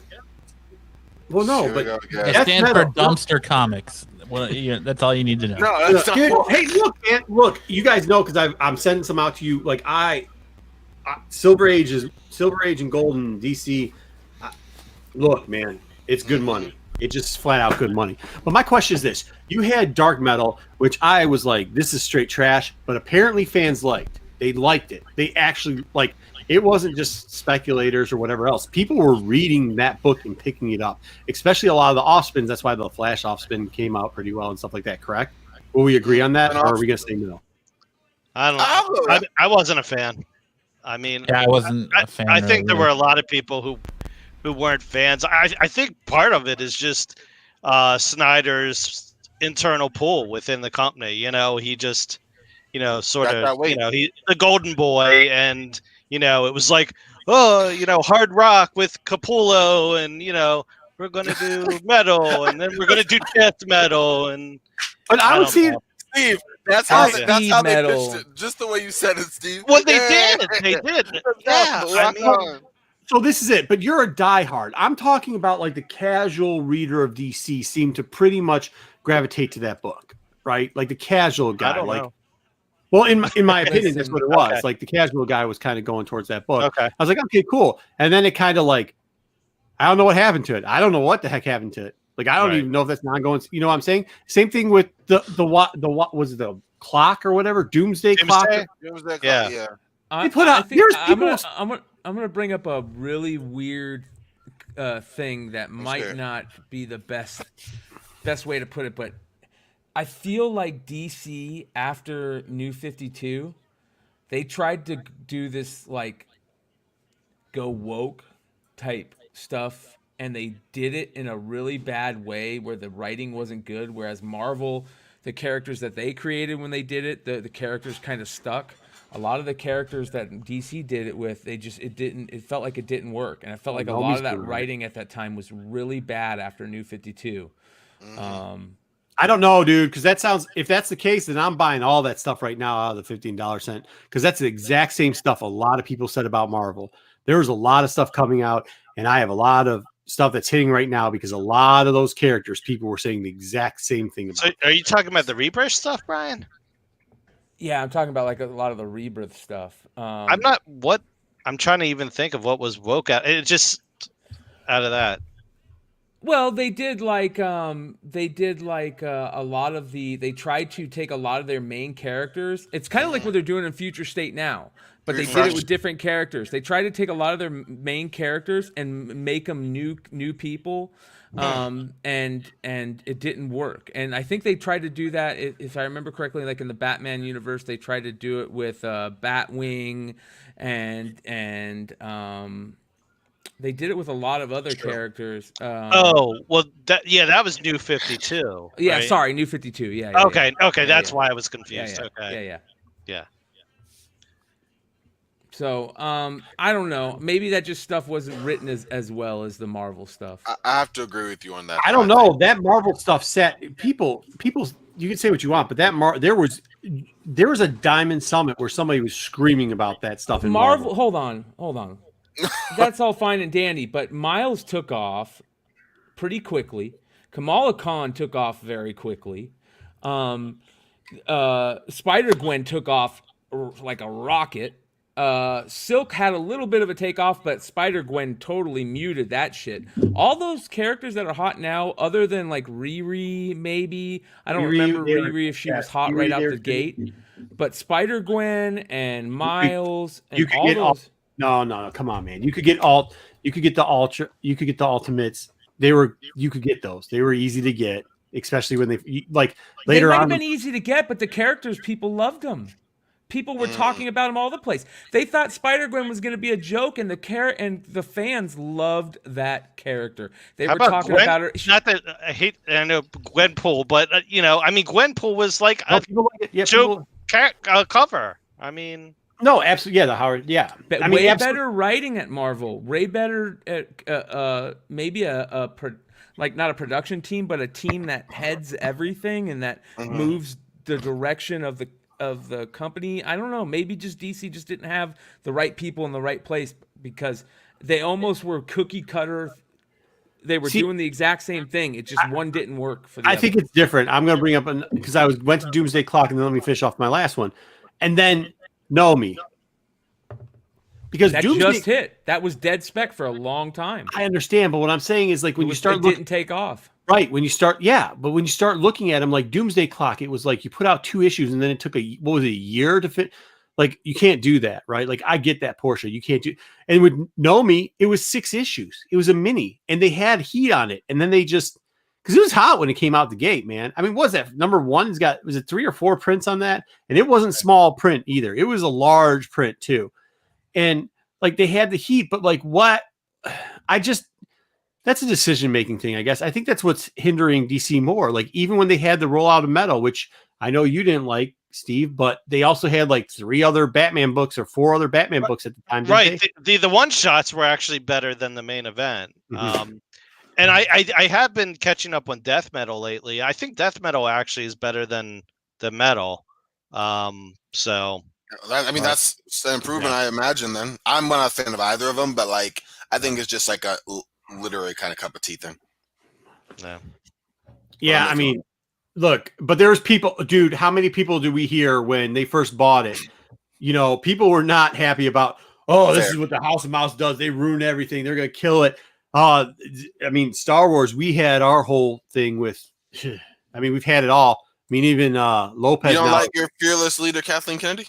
Look, you can ask him too. Who this guy in the chat right now has called me going for a while now, going like, gee, whatever. After this last rollout, he's like, I might, if these couple things hit, I'm going to start bending the knee there too. Look, I always thought you had to take her good and her bad. The J.J. Abrams stuff, and we don't need to get into that because I'll break this house down. I have more problems with J.J. Abrams than I have with anything else, but I understand that they had to put somebody in there because you can't roll out. Like, as much as I wanted it, you can't roll out that deep fan stuff in Star Wars. It would never work. Like, you just couldn't get that far down the hole into it because it wouldn't have worked. Now, should J.J. Abrams be in charge of anything? I don't even think you should let that dude run a vacuum cleaner. So, no, I don't think you should. You don't like his Spider-Man book? I actually love the end of that Spider-Man story. Dude, there was a toilet paper shortage, so I love those Spider-Man books because you need something. Lord have mercy. Okay. I see where you're going. Dude, they ended that so well, I think. Yeah, it's great. You guys did a job. Good job. Okay. Kill it right here. I actually enjoyed all 3 of the Abrams Star Trek movies. Yeah, so did I, till they announced that he was going to, because they were so mad. Trekkie fans were so mad about J.J. Abrams and whatever he did over at Star Trek, and I still don't get what it's something about blowing up a planet. So I was really happy with that. But then when they announced blew up Vulcan, and everyone was sad that he blew up Vulcan. But I thought he did it with grace and style, and stuff happens. I mean, storyline made sense, and I thought it was great. I liked all 3 of them. Chad felt a personal connection to blowing up a planet. Well, look at what happened to my Alderaan. I mean, why can't we lose Vulcan? Yeah, but isn't that a cheap rip? Like, oh, you lost Alderaan, so now I'm gonna like. That's what he does. He's a cheap rip. J.J. Abrams is a cheap rip. Like, he's never good. Yeah. Why don't you get some star flares? Throw a couple more star flares. It's all good. Yeah, that's crazy. But come on, I mean, I was a Guardians fan too, and when I heard how they were changing up those characters, I was like, this is not going to be good. And then when they did it, I was like, oh, this is actually kind of good. And then like when Jason wasn't like the dad too, I was like, this is going to be dumb. Like, what are we doing here? We're making Ego, and I still maybe didn't like it that much, but like I can live with what they did in that movie too, just because they made the rest of it so good. So I hear what you're saying there. Like they do, even when that's the one surprising part about Marvel, right? Like even when you think they're going to screw something up, they kind of make it good. The Kirk was a badass, was he? Kirk's a badass, huh? Yeah. Okay. Did you say you liked Guardians too? Yeah, I did. Well, no. Okay. So what I said was I thought it was going to be absolutely terrible. Yes, I did. I actually like Guardians too. Yeah. Yeah. Mm-hmm. Yeah. I just thought like, so the dad originally, you know, like if you know Guardians lore, like the dad isn't Ego. Like it's not the planet. And when I heard the rumors that it was going to be Ego, I was like, oh, this is going to be like just stupid and terrible. And then all of a sudden Wolverine showed up or whatever. And I was like, oh, all right, it's okay. They kind of played it off. You know, they kind of made the jokes at the end. Drax kind of came out. Like when they started saying they were going to make Drax all jokey too, which he isn't, you know, because you're fighting Thanos and the regular. Are we going to go down a rabbit hole of what Guardians used to be compared to what it was? I just wanted to make sure because it blew me away that somebody said they liked Guardians too. Brian's like, I liked both of the Guardians movies. I liked them both. I like number 2. Number 1 was nice, but I'll never watch it again. 2 was amazing. I mean, 1 was amazing. You like it? Yeah. You said it. No, I thought both were good. I mean, like, yeah, sure, it wasn't as good as 1, but like as bad as I thought it could have been because they're switching around the dad. Like, that's the thing. Like, when Marvel does something, you're like, oh, this is going to be a train wreck, and you're like, excluding Marvel. I'm not talking about Star Wars, but when Marvel does something, you're like, oh, it's going to be a train wreck, and then it turns out, and you're like, oh, well, it's not as bad as I expected it to be. That's the rest of it is pretty actually, good. But no, DC, when you're like, okay, they can't make it any worse. It's like, oh, they came out with Suicide Squad or Birds of Prey or just keep rolling them out or Batman Forever or Dawn whatever. of Justice. Yeah, Dawn. Yeah. And somehow the Snyder cut's going to fix it all, which is silly. They're still shooting the Snyder cut.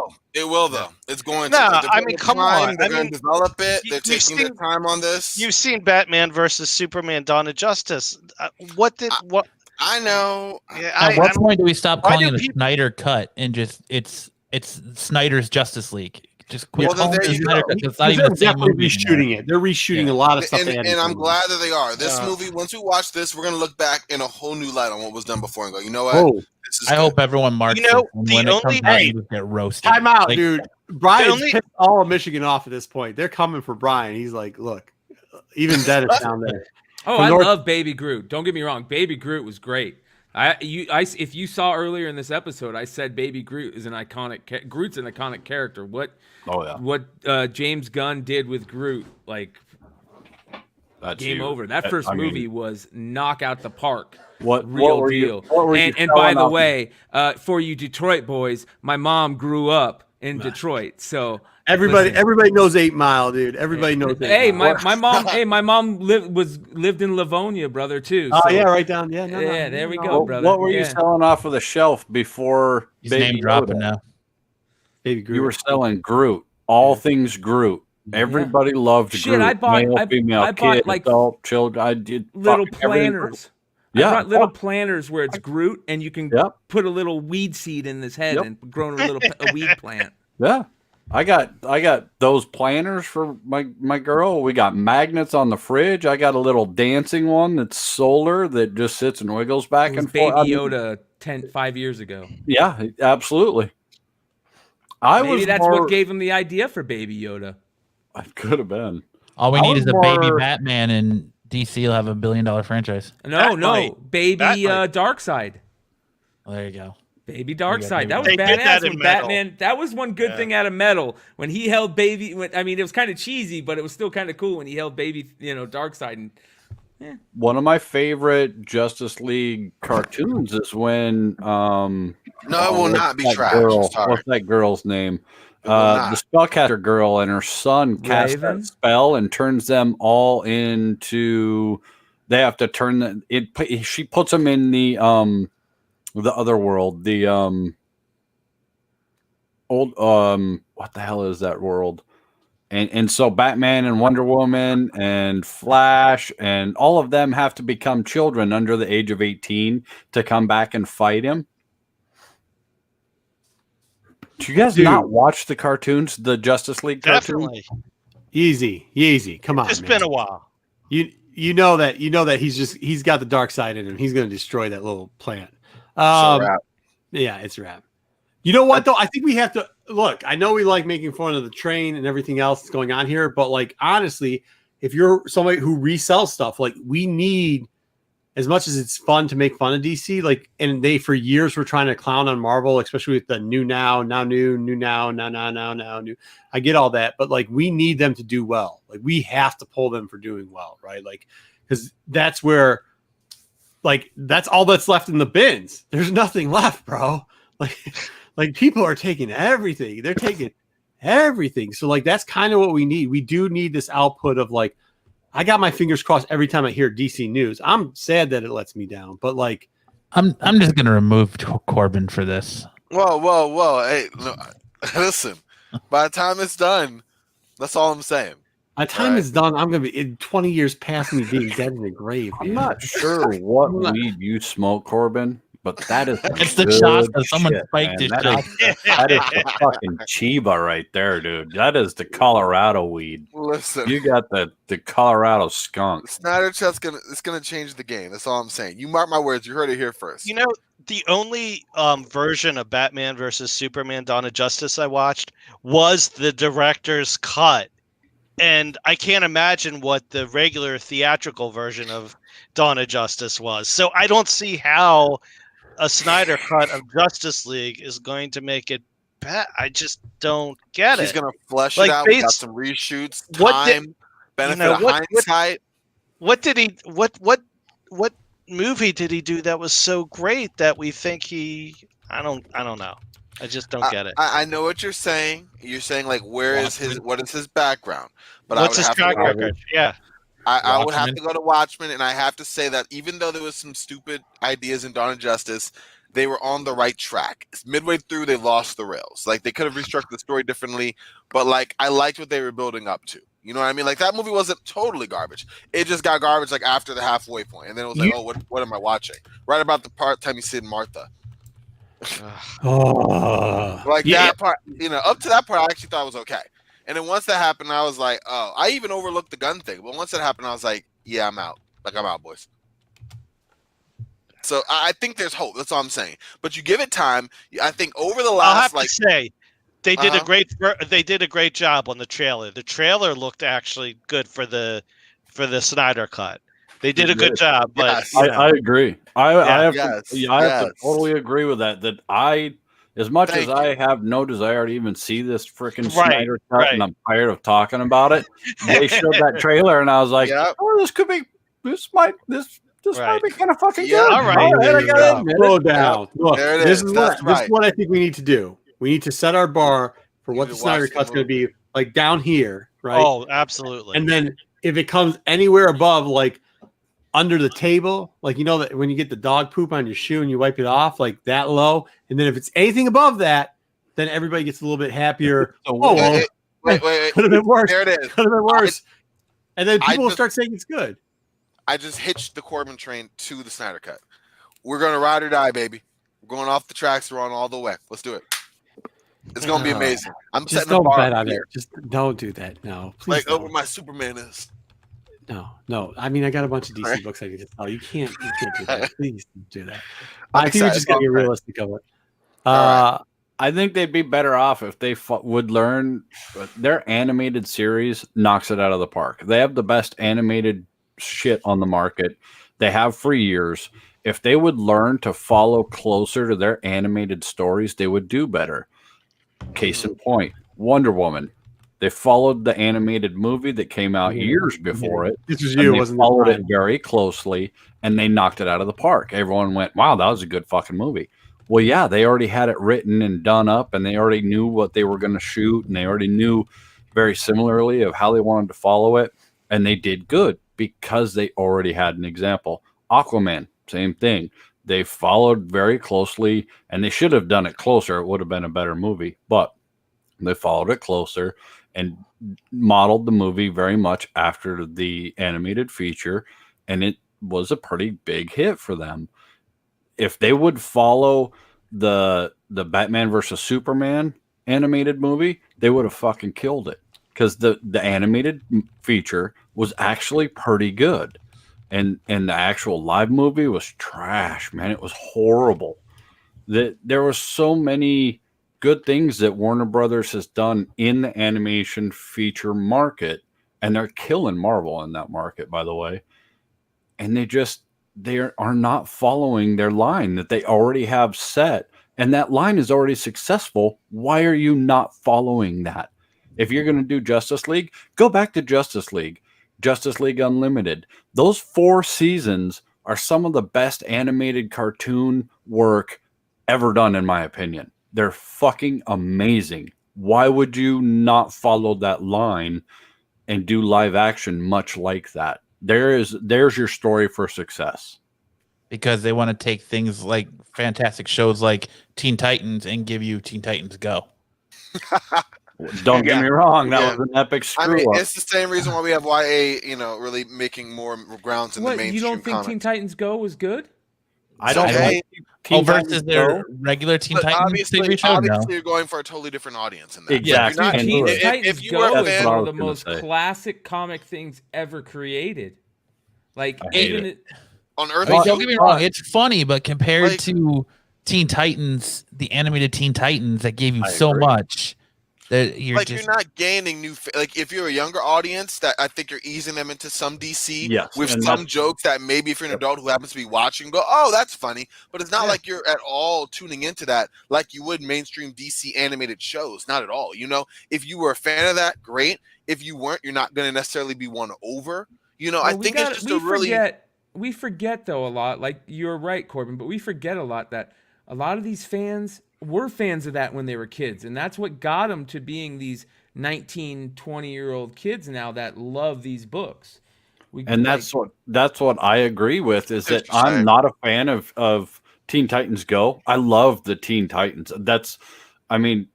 Dude, I have a tattoo of Trigon sitting on the Titans tower. Awesome. That's one of my all-time favorite cartoons.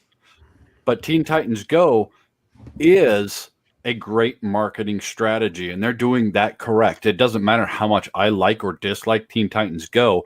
They are marketing that brand of those characters for a much younger generation. In the next 6 to 10 years, you're going to see Teen Titans and all their stuff is going to start hitting. It's going to start really escalating in price, and you're going to start seeing the books go up, the cartoons, the toys, all that shit is really going to start hitting. Why is that? Well, it's the same reason that today we're seeing all the Star Wars shit go up. 10 years ago, they came out with Galactic Heroes, and all the kids loved buying a lot of that little Galactic Hero shit. It was out there. Parents bought it for their kids. Why? Because we resonated with it and we wanted our kids to resonate with it. So they hit that young target audience. So now we're seeing a lot more of that market where the kids were already indoctrinated to it. They were already familiar with it. We're going to see that with Teen Titans from Teen Titans Go again. It's smart marketing. It's going to be a while, but we'll see it again. So I think. Oh, I love you, but if your thing is Star Wars blew up because of those little Galaxy toys, nah. That was a huge But part of it. Wasn't it? It was because every 10 years they rolled out something new for every generation. Some of these people in chat right now never saw the originals in there. They saw the Clone War stuff, the actual 3 movies, Phantom Menace, and everything like that, and they love Jar Jar Binks. Maybe not love Jar Jar Binks, but they love that portion of it.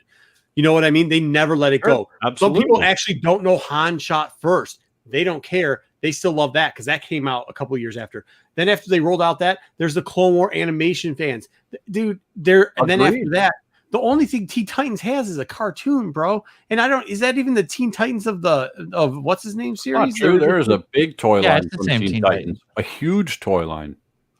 Bro, I'm telling you, if you walk into any country and go Darth Vader, people start going. Well, if you go into any country and go Beast Boy, they're like, "The fuck are you talking about?" Well, absolutely.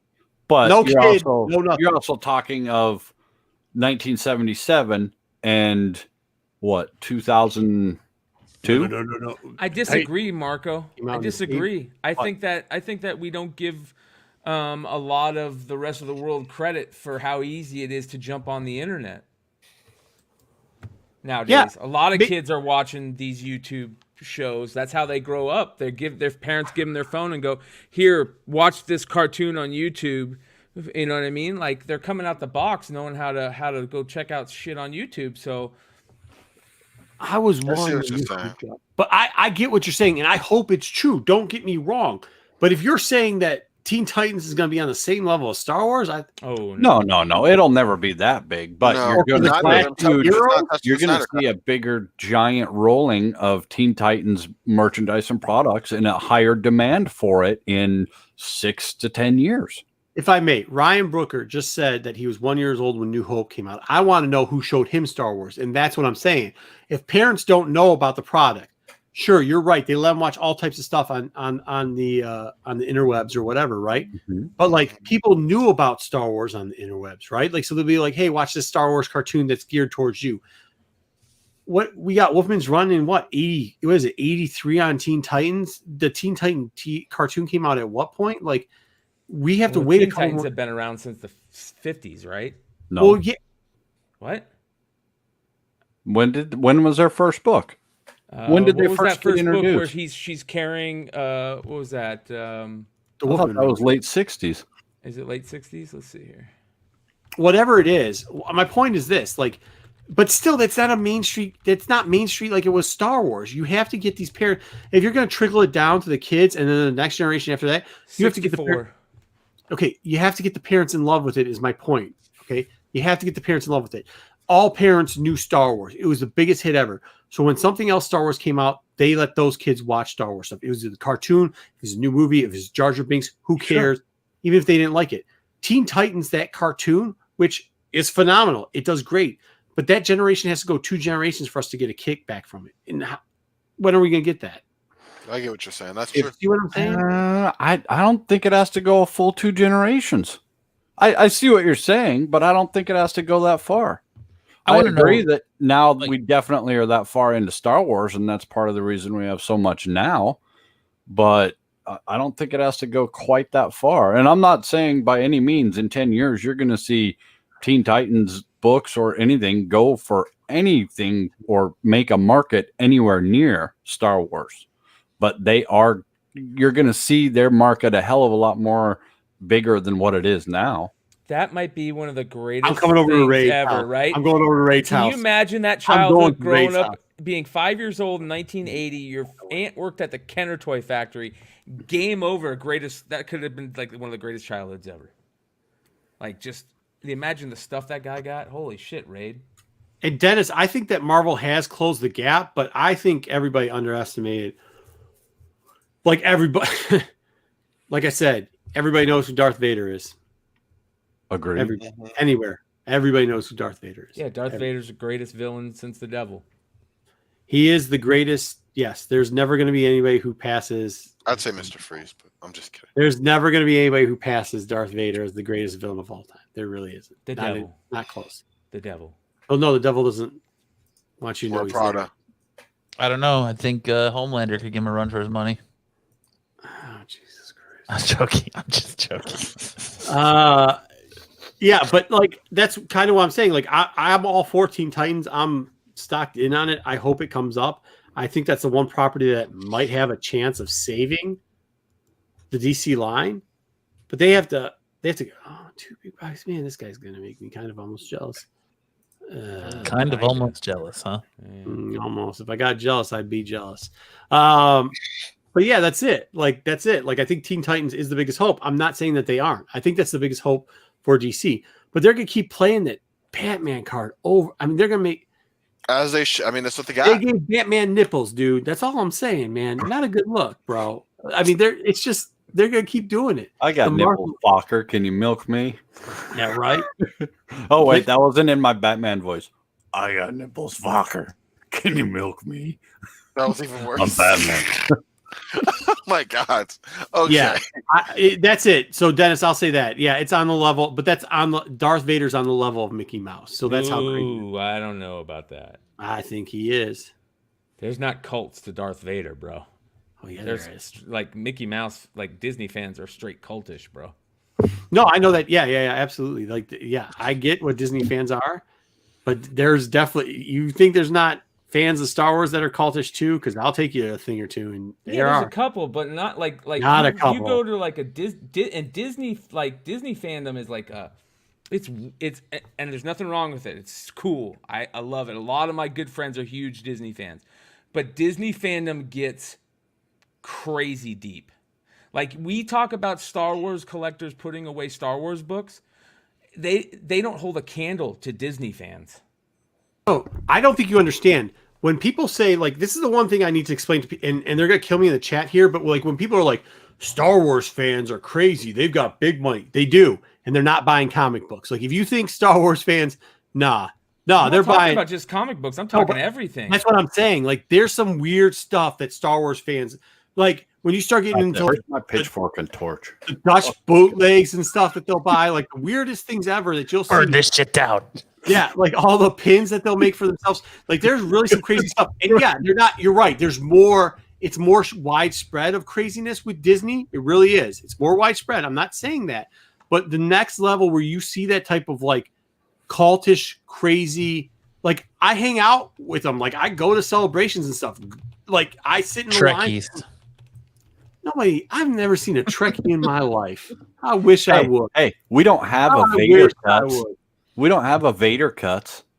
Yeah. Wow. Okay.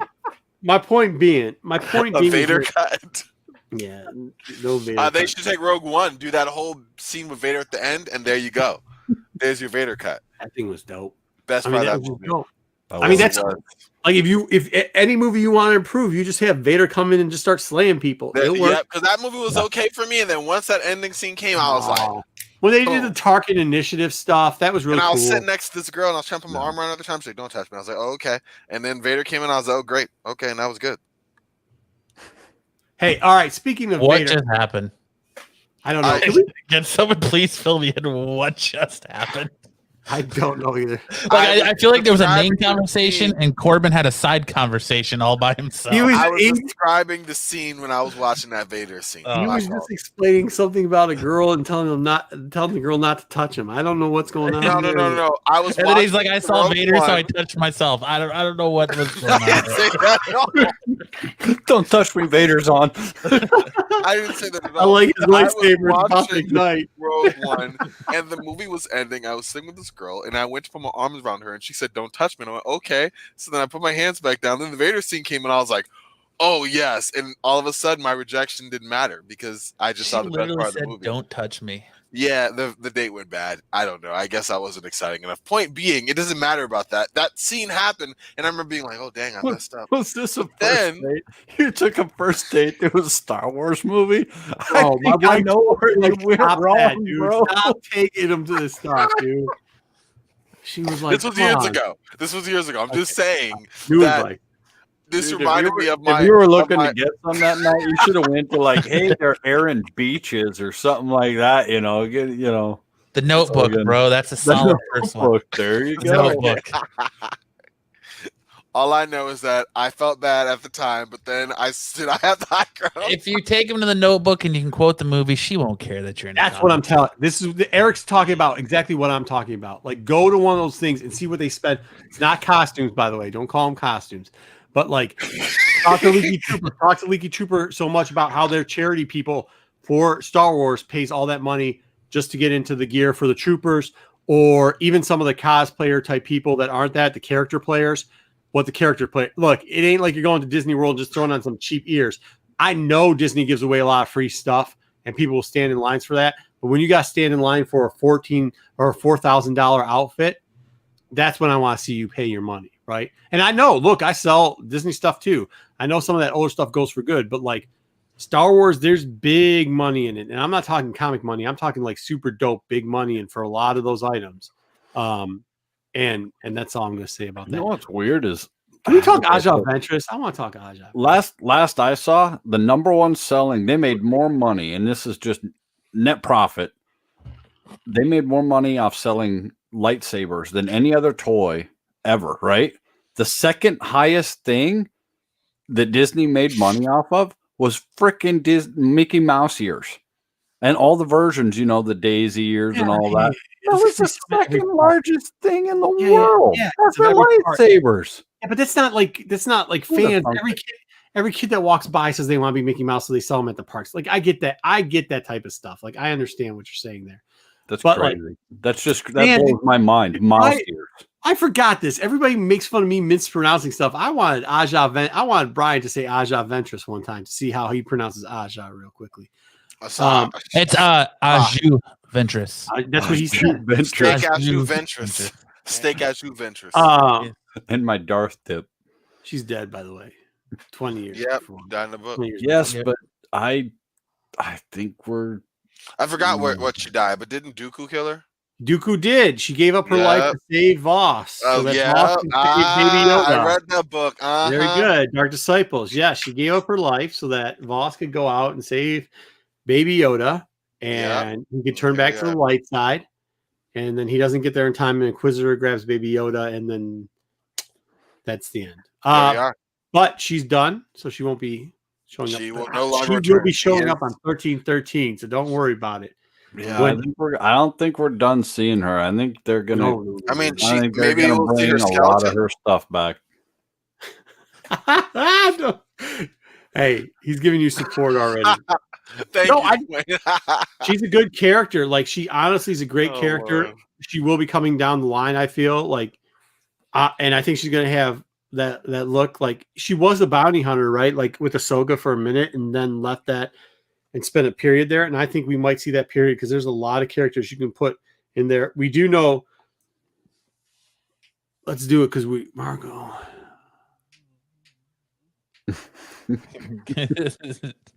Grogu is trying to connect Jason State Farm because he knew Mando's Razor Crest was about to get booked. No. Hey, don't get it twisted. Their parks are great. As an investment company that owns a bunch of stuff, they did a wonderful job, Dennis.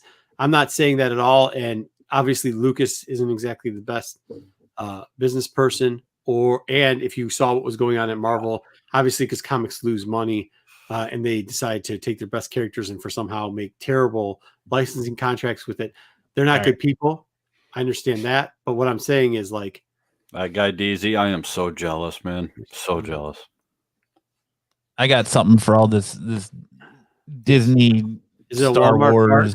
Yeah. Done. All right, we're out of it. Done. I'm about to bounce my pizza. I think we're going back and forth. No. Back and forth. Does anybody have anything else? Because if not, we have still 82 in the chat this late at night. We do. They want to hear something. Let us know. Brian's coming back, but come on, let's wait till he comes back so I can hit that. Somebody's got to have something else real quickly we can talk about. Okay. So did we? Let's talk crossover a little bit real quick.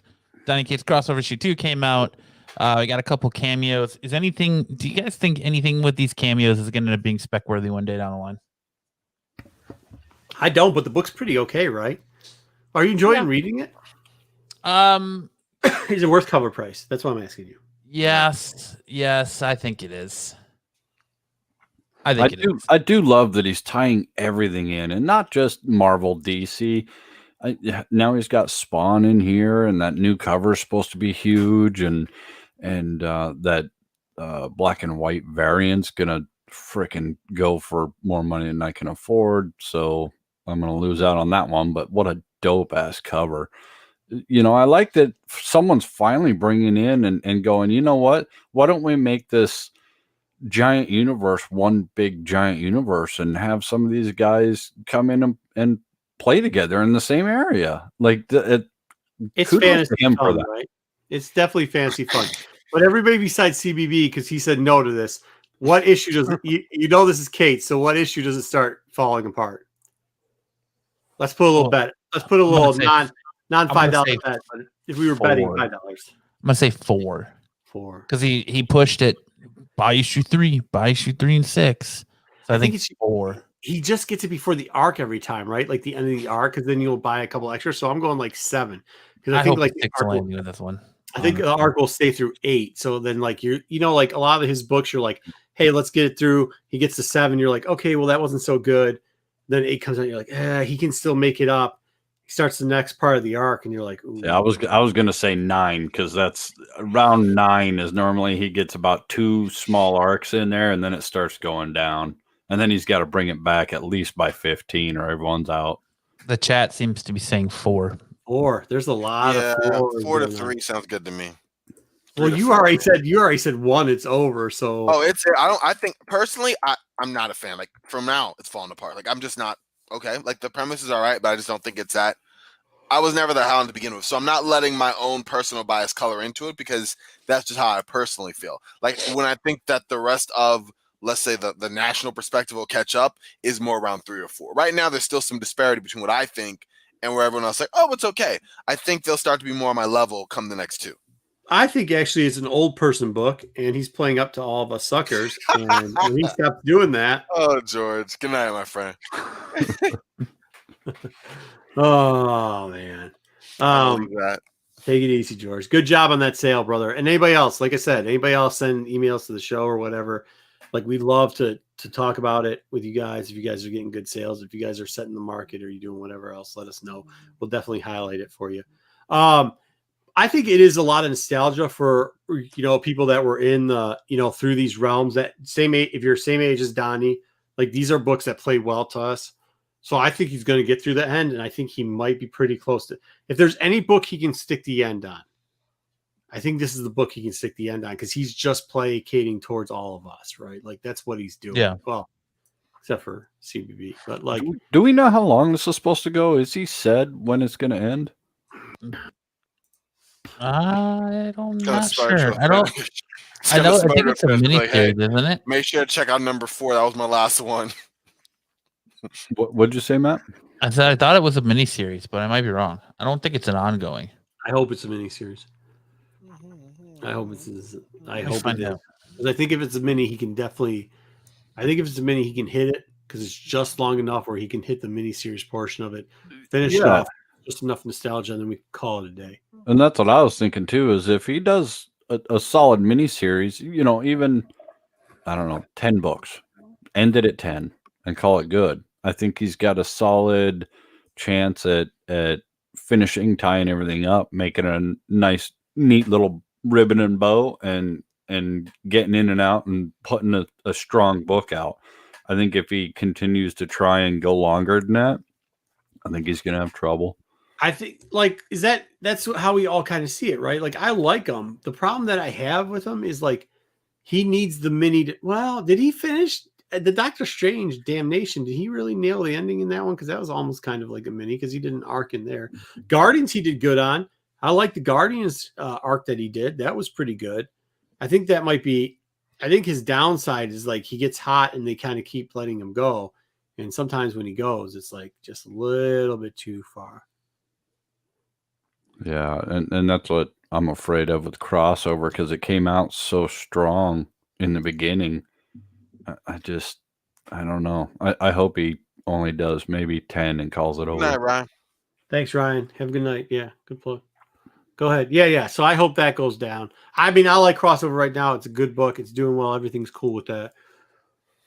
I just don't see a lot of spec value in it because it's a lot of characters from different companies that. I mean, it's cool to, I guess, nostalgia wise, but otherwise, I don't see a lot of spec value in it. You know what we should probably do next week too is probably hit up like Why the Last Man, because I know that's coming. Like some of these titles that are coming out that are going for a while. Plus, I'm a fan of Vaughn. I really want Vaughn to come back, and I know he misspelled his name in this. just reminds me of how much I miss Brian K. Vaughan and some of his books, because I really did like his style. Too bad he's never gonna finish Saga. I have to set it on fire. Yeah, it'd be nice to see Saga tally out and get that done. That'd be huge. Well, I mean, you're never gonna see that on the screen, right? Because you're never doing 9. You're never having TV robot guy with the woo going in the. God, I think you could totally do it. Look at some of the aliens and crap that they make in Star Wars, and Apple refused to even release that comic book. You're not making Saga. Did you read Saga? Yeah. There's a dude bigger than me with a smaller than me on that book. Like, it ain't happening, bro. Sure, look at they did Watchmen and Dr. Manhattan's big giant blue schlong in the movie theater hanging out through 90% of it. I mean, it was, oh, look, there's Dr. Manhattan schlong again. There's porn playing on the TV screen at a certain point. Like, you can't do that, man. Sure. HBO Max. Hey, don't let your kids watch that. There's some solid shit on this. Hey, CBB, how'd HBO Max go? Anybody knock that lately? I love it. I have it and I love it. There is so much on there. So much good stuff on there. Raised by Wolves. Oh, man. Watching it right now, and that thing is incredibly good. Thanks, Chris. There's good documentaries on there if you're a documentary fan. They got a good one on DB Cooper, which if you watch the Loki trailer, that was pretty dope. I'm a huge DB Cooper nerd. And then they got one on the big suicide, not Zodiac Killer, but the big cult thing in the 90s. So they got good documentaries on there. Which gets the Offspring? No clue. They have a documentary about that water park up in New Jersey that was so crazy. Yeah. Place was awesome. If you Wednesday Warrior, I think me personally, one of the biggest books this week that has, I think, spec potential, if you're looking for something that you can probably still pick up for cover price in your local comic shop, is Avengers 39. Enter the Phoenix, started the prehistoric Phoenix saga. The key point in this is through this King in Black stuff, we're going to start getting some crossovers and tie-ins. And I believe this is going to go down as the accredited first appearance of the Carnage-arized Mary Jane from that Ghost Spider Gwenom Carnage crossover that we talked about last week. And also the first appearance of the new Valkyrie that is going to show up in the King in Black tie-in. So nice. If you're looking for something to spec on that. Oh, what's that again? What's that? What's that again? Avengers 39. Oh, nice. Cool. So it's definitely it's an insert within the books. It's definitely something I think that could be potentially worth. If she blows up anywhere, it's Carnage, and so you think with Venom, Carnage is usually going to explode too. So if she blows up anything like Spider-Gwen did, and I think the design's pretty dope myself. So I think that's something that's an insert in this book. Definitely worth picking up that book. You can still get it. And I think one of the blowaways for me this week that I didn't expect to be blowing up the way it has. I expect it to blow up either. The SpiderMan, what is it? 54 PlayStation Miles Morales game variant. Yeah. It's like a $20 book already on eBay if you're looking for it still. So Miles variants seem to explode in price whenever they go out. So I don't know. Just some books to look out for if you're a Wednesday Warrior that came out last week. That might go a long way for you. Yeah, it's nice, dude. So. All right, let's wrap it, dude. Wait, Legacy 1 is under. Okay. All right, let's. Anybody else got anything? Because if not, I'm out, bro. Like I am tapped. Yeah. I'm tapped. It's been good. Guys, still 83 people in the chat. Thanks for hanging out tonight. It was a fantastic time. The chat was fire, as always. If you had a good time, make sure to hit that like button on your way out. And then you want to come back and see more from MCM or any of the Flipside crew throughout the week, make sure to hit that subscribe button and that bell notification turned on so you know whenever we go live. If you want more from Solo, Wookie, and Marco, check them out on the Star Wars Mando review tomorrow. And then you guys got your Star Wars show on Thursday, right? Wednesday we will have. This is our last Wednesday. We're going to do a Thrawn thing. So if you want to find out what Thrawn character is about and everything like that, check that out. We're just throwing it out there. Throwing off there. Next week we might talk about how you we just did that Lopez thing where you sell in a bundle, you get a couple extra books. Same thing with Nico. He did a bundle thing, so maybe we'll review some bundle sales next week. We'll see what's going on. Make sure you check those guys out. Monday's always a hit. The guys are out there. Check out our boys, the Sharks. Kylo was over on the Sharks. That's why he burned out his mic this week. Yeah. And hey, I'm telling you, don't miss Comic Book Women on Tuesday. It's gonna be fire. It's gonna be fire. So check it all out. Yeah, like Marco said, make sure to check out the flagship Tales from the Flipside Monday nights. Comic Book Women on Tuesday. Fantastic show. Make sure to check out Modern Playbook Wednesday mornings.